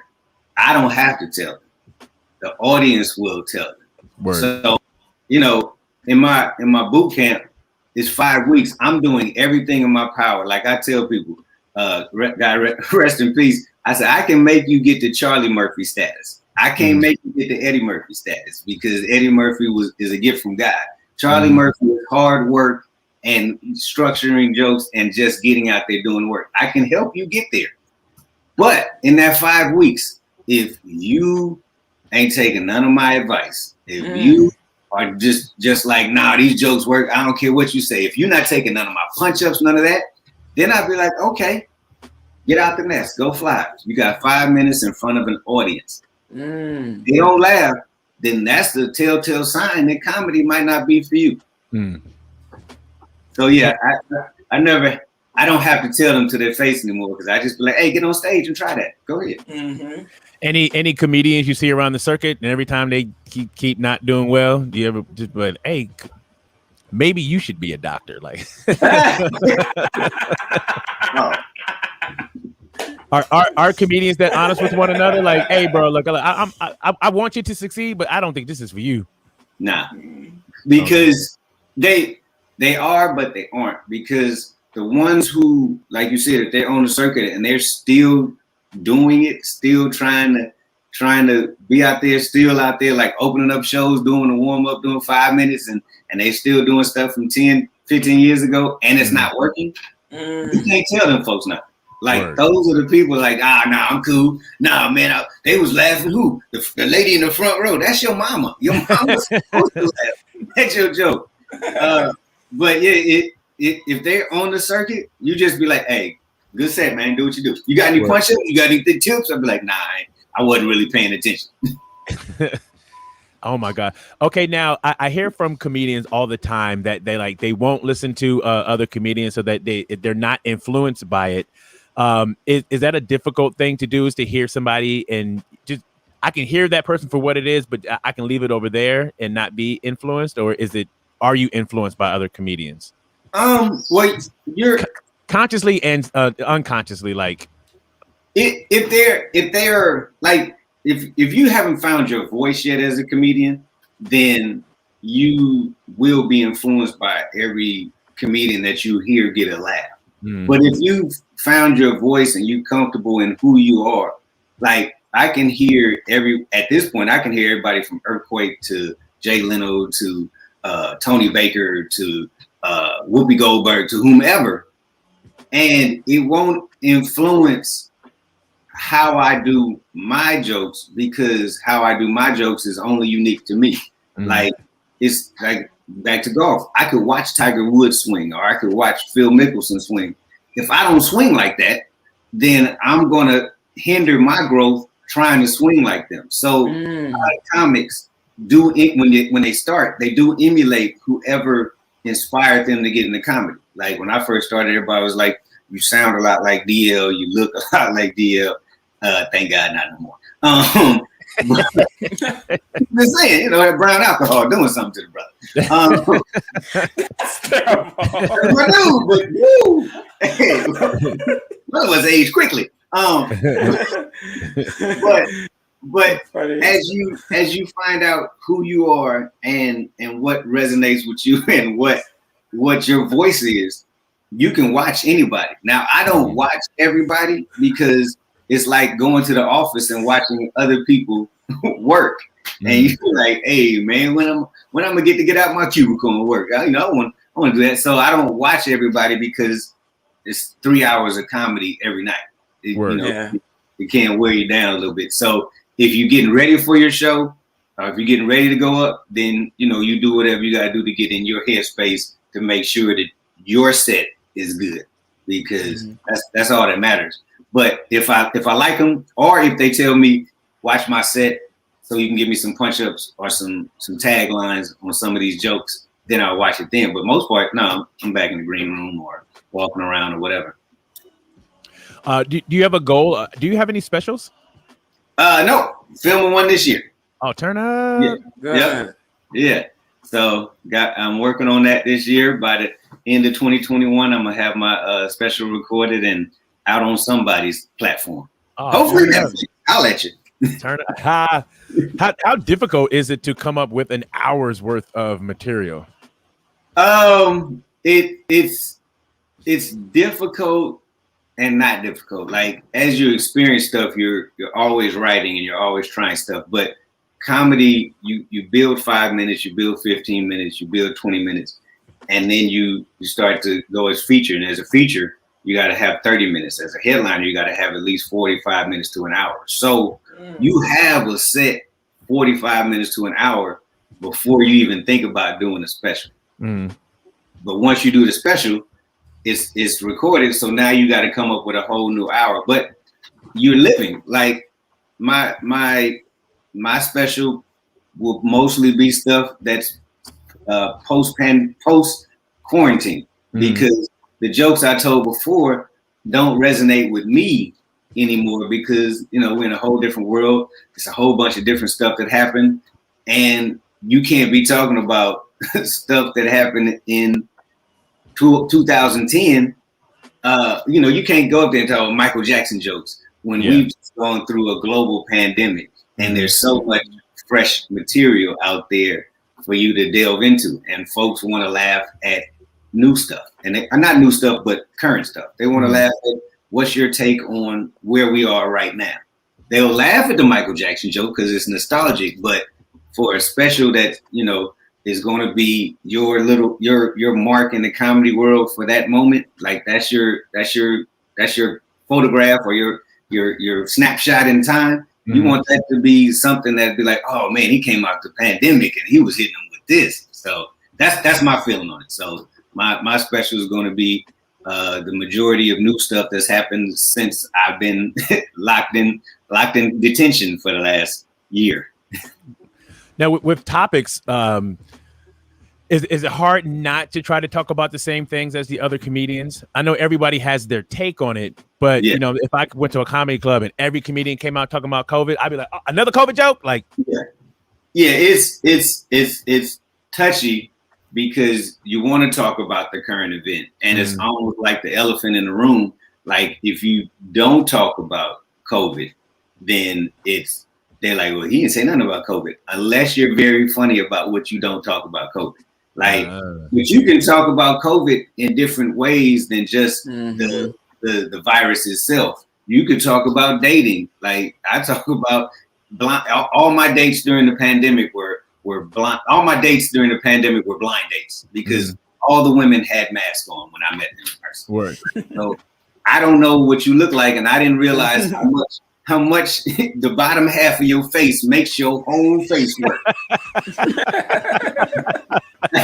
like unless you got a lazy eye or a Captain Ahab scar down here, you cool, but that lower half, that wins the race for you.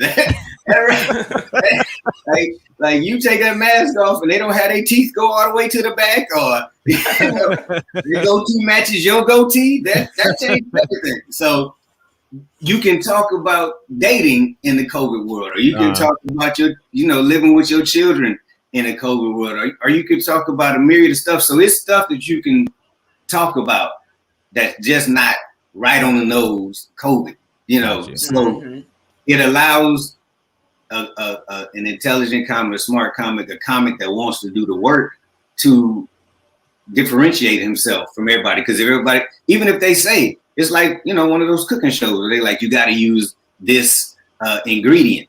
Like if they say, get on stage and tell COVID jokes. And if everybody just get up there and be like, man, COVID, that cough is a fool, huh? Hey, what about that nasal swab?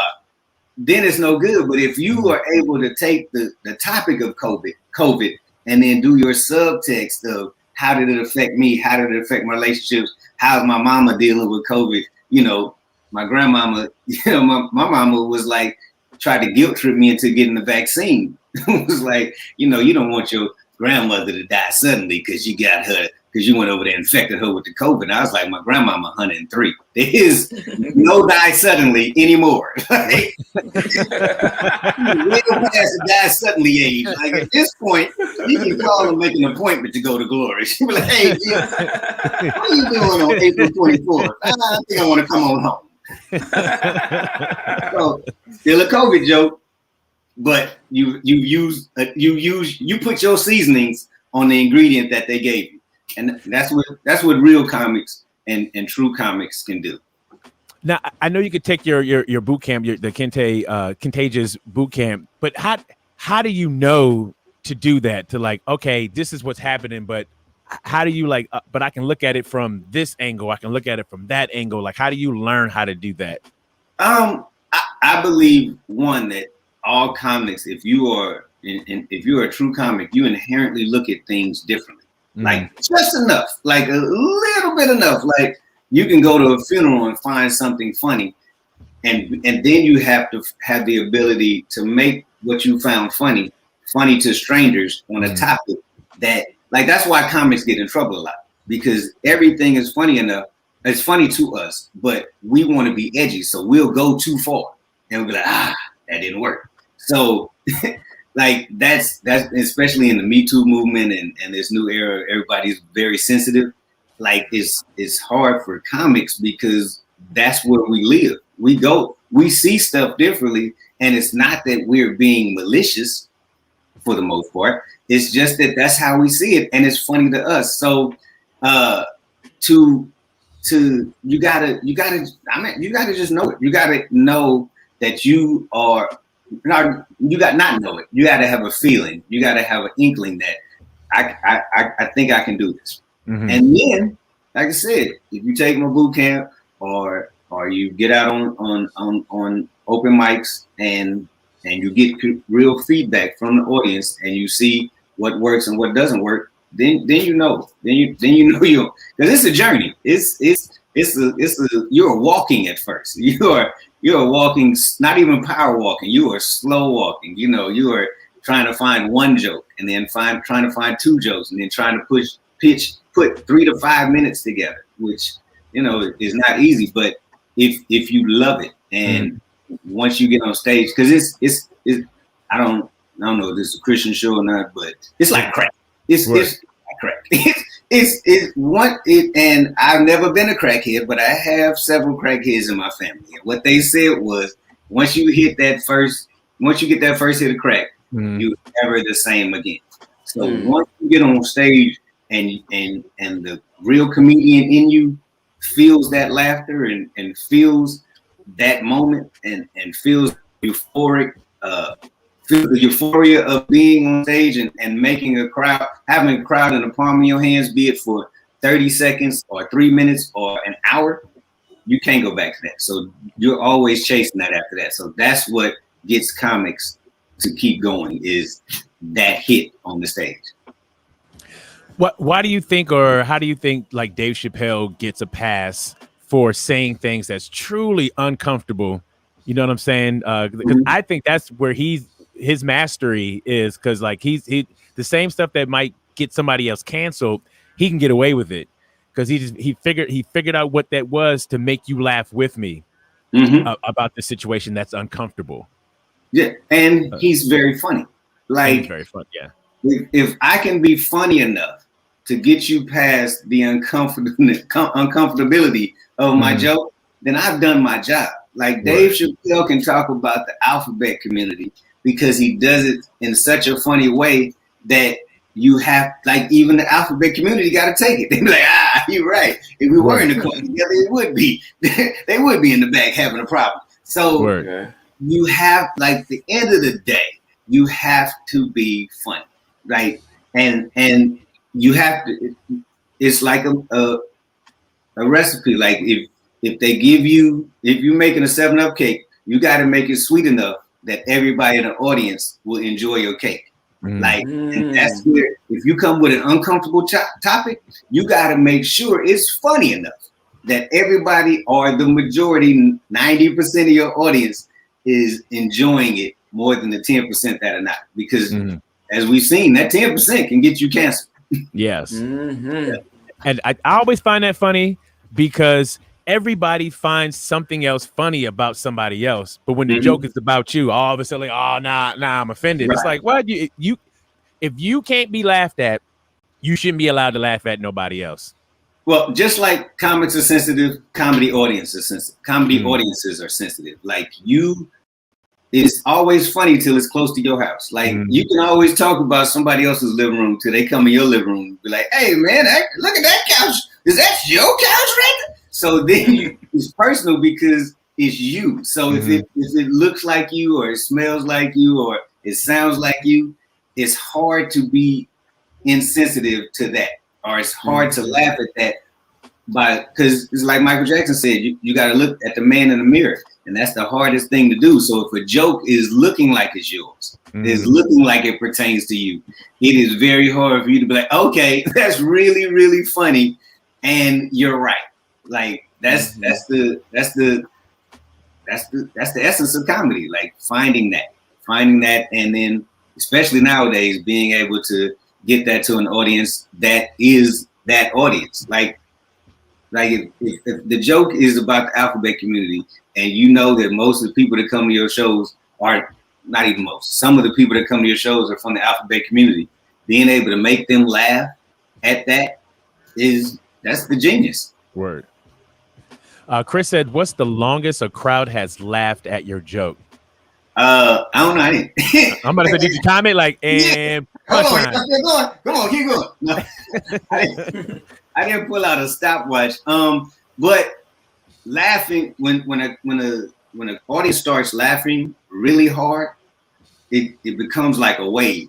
Like, and you're just riding that wave. So your goal is to keep them laughing really, really hard as long as you can. So I don't know. I know if you can as a headliner, if you can start them laughing, give them something to cool down a little bit in the middle, but the last 15, 20 minutes, take them all the way home on laughter, Mm-hmm. then you've done your job, and that's happened quite a few times. So I don't know how long they've laughed, but you got them, and you can keep them laughing. So you just ride the wave until you get the light or run past the light.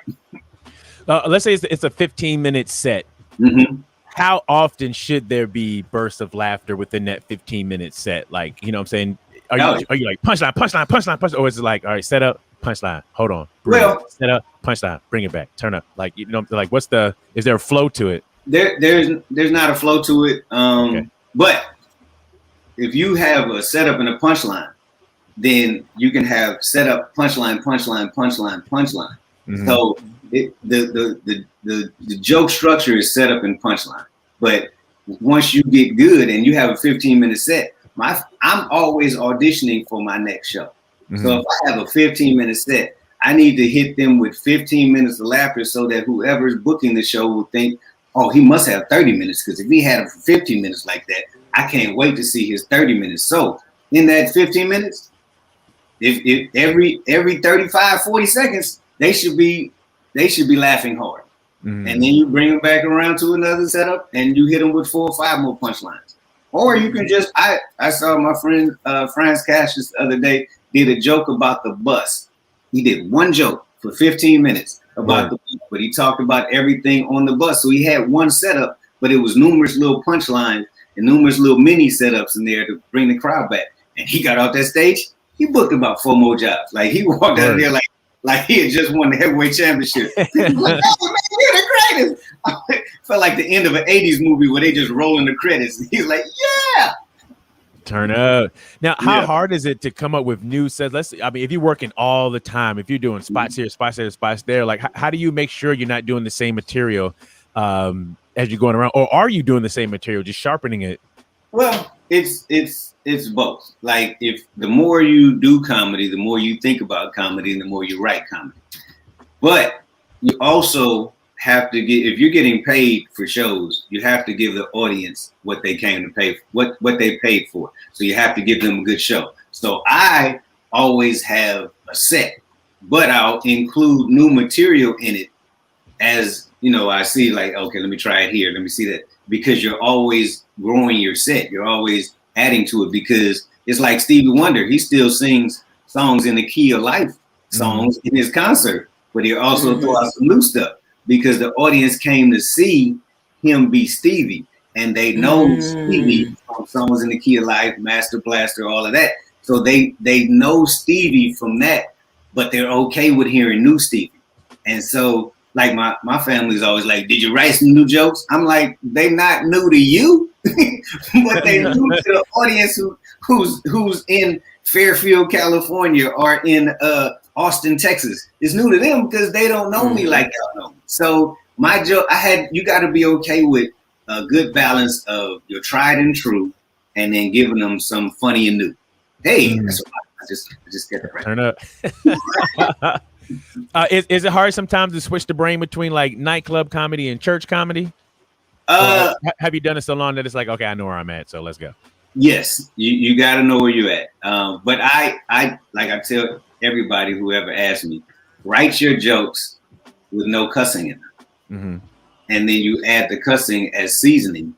Like I'm a Christian who likes to cuss. So, but I also know I'm a Christian who likes to go back to my church. So I'm not going to cuss on my church show because I need to be there on Sunday. So you write the jokes, and then there are some jokes like you can't tell sex jokes, you can't tell very explicit drug jokes.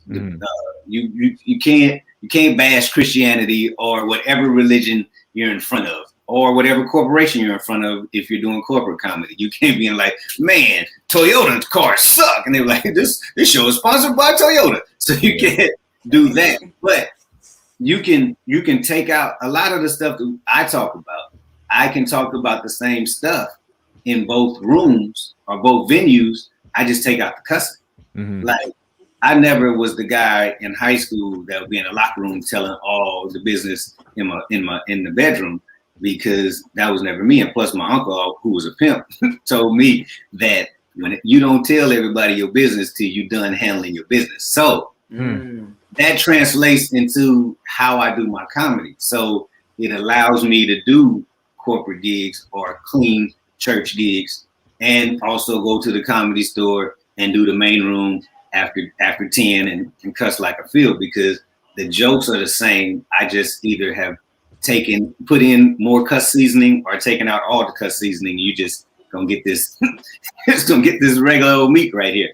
Word. But it's still funny. Like but the crux of the jokes still have to be funny, because church folks still want to laugh, just like other folks want to laugh. Everybody wants to laugh, and church folks are really just like everybody else. They just in church and they can't tell you that they cuss when they get in the car. Word. Yeah. Now, and that makes me think: is an audience just an audience, or do you prefer like a corporate gig over doing it at the comedy store or doing it at church? Like, is there a preferred audience, or is everybody the same? Well, the preferred audience is whichever one pays the most. So I enjoy corporate gigs because they have corporate money and they don't blink at your rate. Follow closely by church shows. Then like clubs and comedy, but if you're touring, then they usually pay your rate. But there's no preference. It's just a different venue. I've done jokes for third graders. Third graders want to laugh, but you gotta kind of point to what they know. So I was doing a lot of Foursquare and hey, what y'all know about monkey bars? So it was a lot of that. But an audience is an audience. Every audience, if they are coming to a comedy show, unless they've been tricked into a comedy show pop up, they're coming to laugh. So then it's your job to know your audience, read your audience, be okay with who you're performing for. Like, I mean, you know who you're going to. 9.5 times out of 10, you know who you're performing for. Like, they're not gonna have Kente perform for the Klan. Like, Kente Scott coming to the stage. Like, nah. First of all, I'm not showing up for that gig. Second of all, I'm not showing up for that gig. But so you know your audience, so you have a chance to do some research on them if you need to. Read the audience, read the room when you're in the back. Like, I always get to shows early, no matter what I'm doing, just so I can see how folks are doing, how they're interacting. I'm like the comic incognito in the back. They be like, hey, how you doing? You work here? No, I don't work here. I'm just hanging out. And then I get on stage. They be like, oh, we didn't know you was the comic. You was back here talking to us. So you got to be able to read the room before you perform for the room. Got you.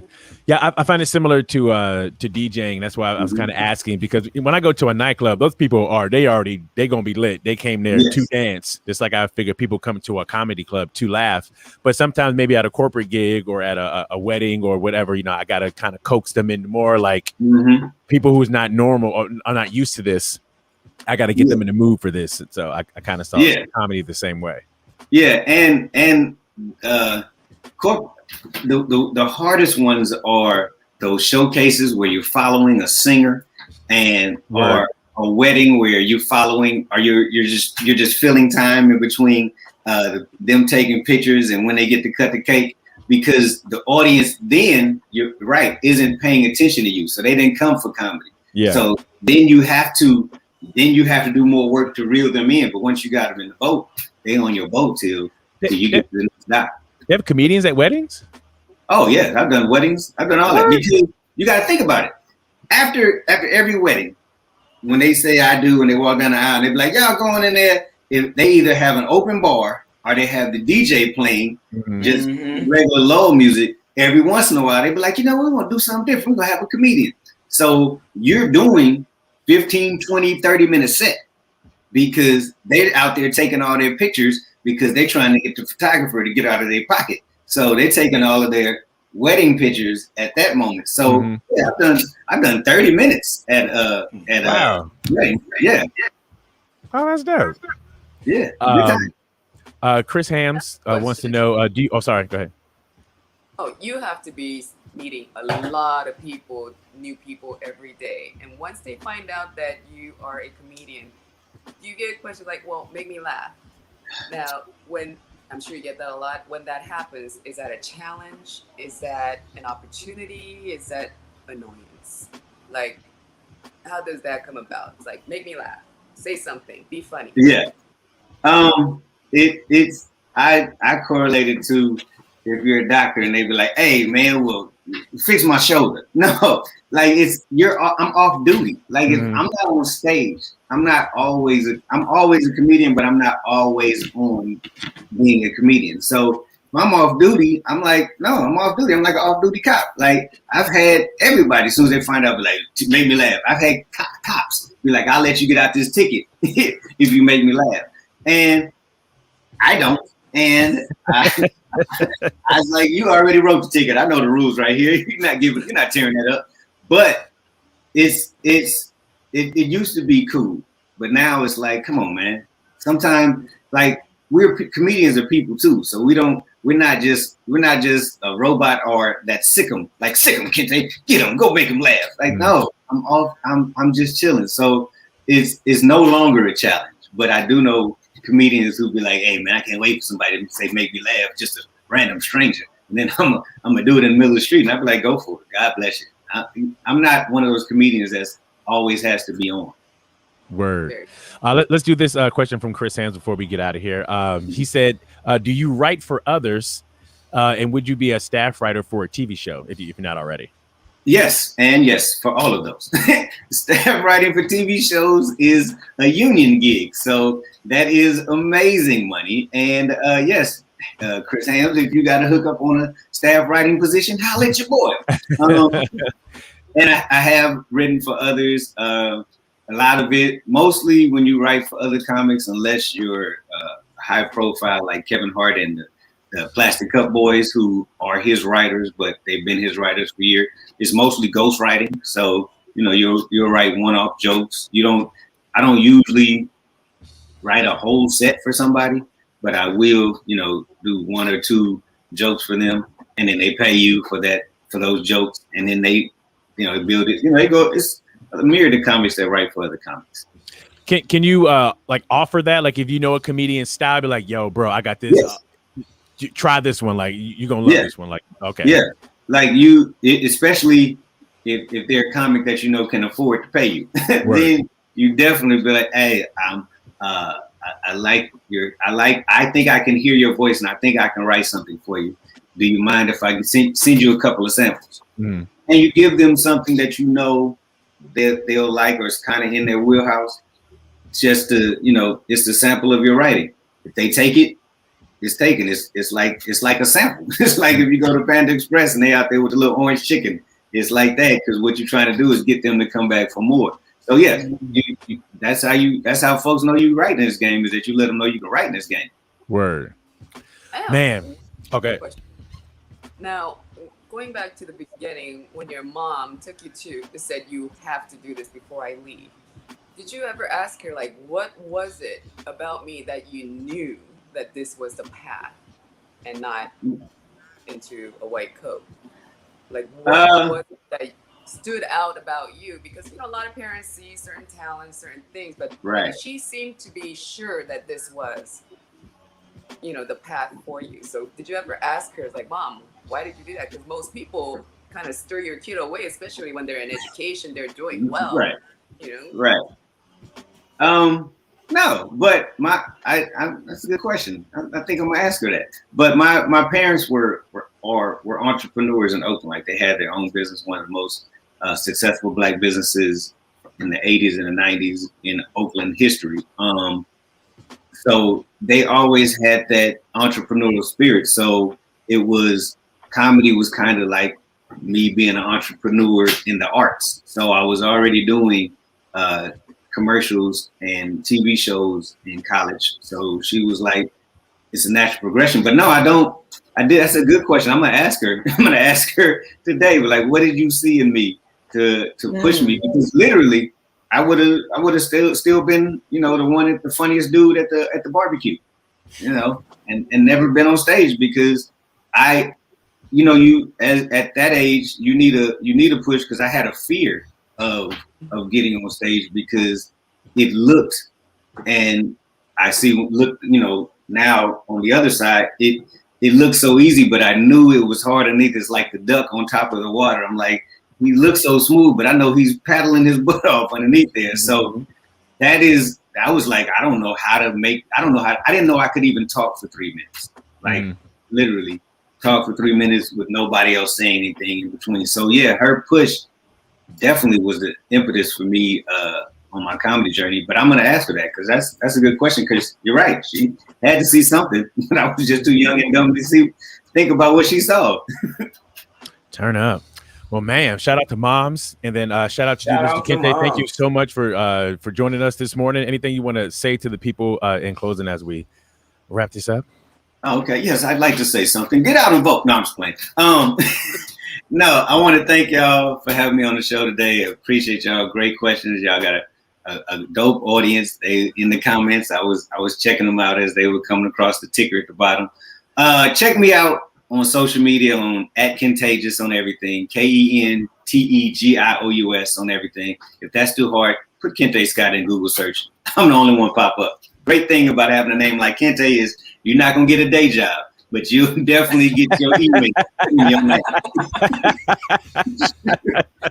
Yeah, so I'm back out there. Fingers crossed that we stay opened up because I'm starting to get some gigs. My monthly show at the Comedy Cafe in Inglewood. If you're in LA, come check us out. But I'll be coming to a city near you as long as they keep these doors open. Turn up. Forward to it for sure. Awesome. Thank you so much for being here. Have any tats? I got tats, man. What we doing up in here? That was a weird question. Is that from a dude? Hey, that's from a dude. Oh man,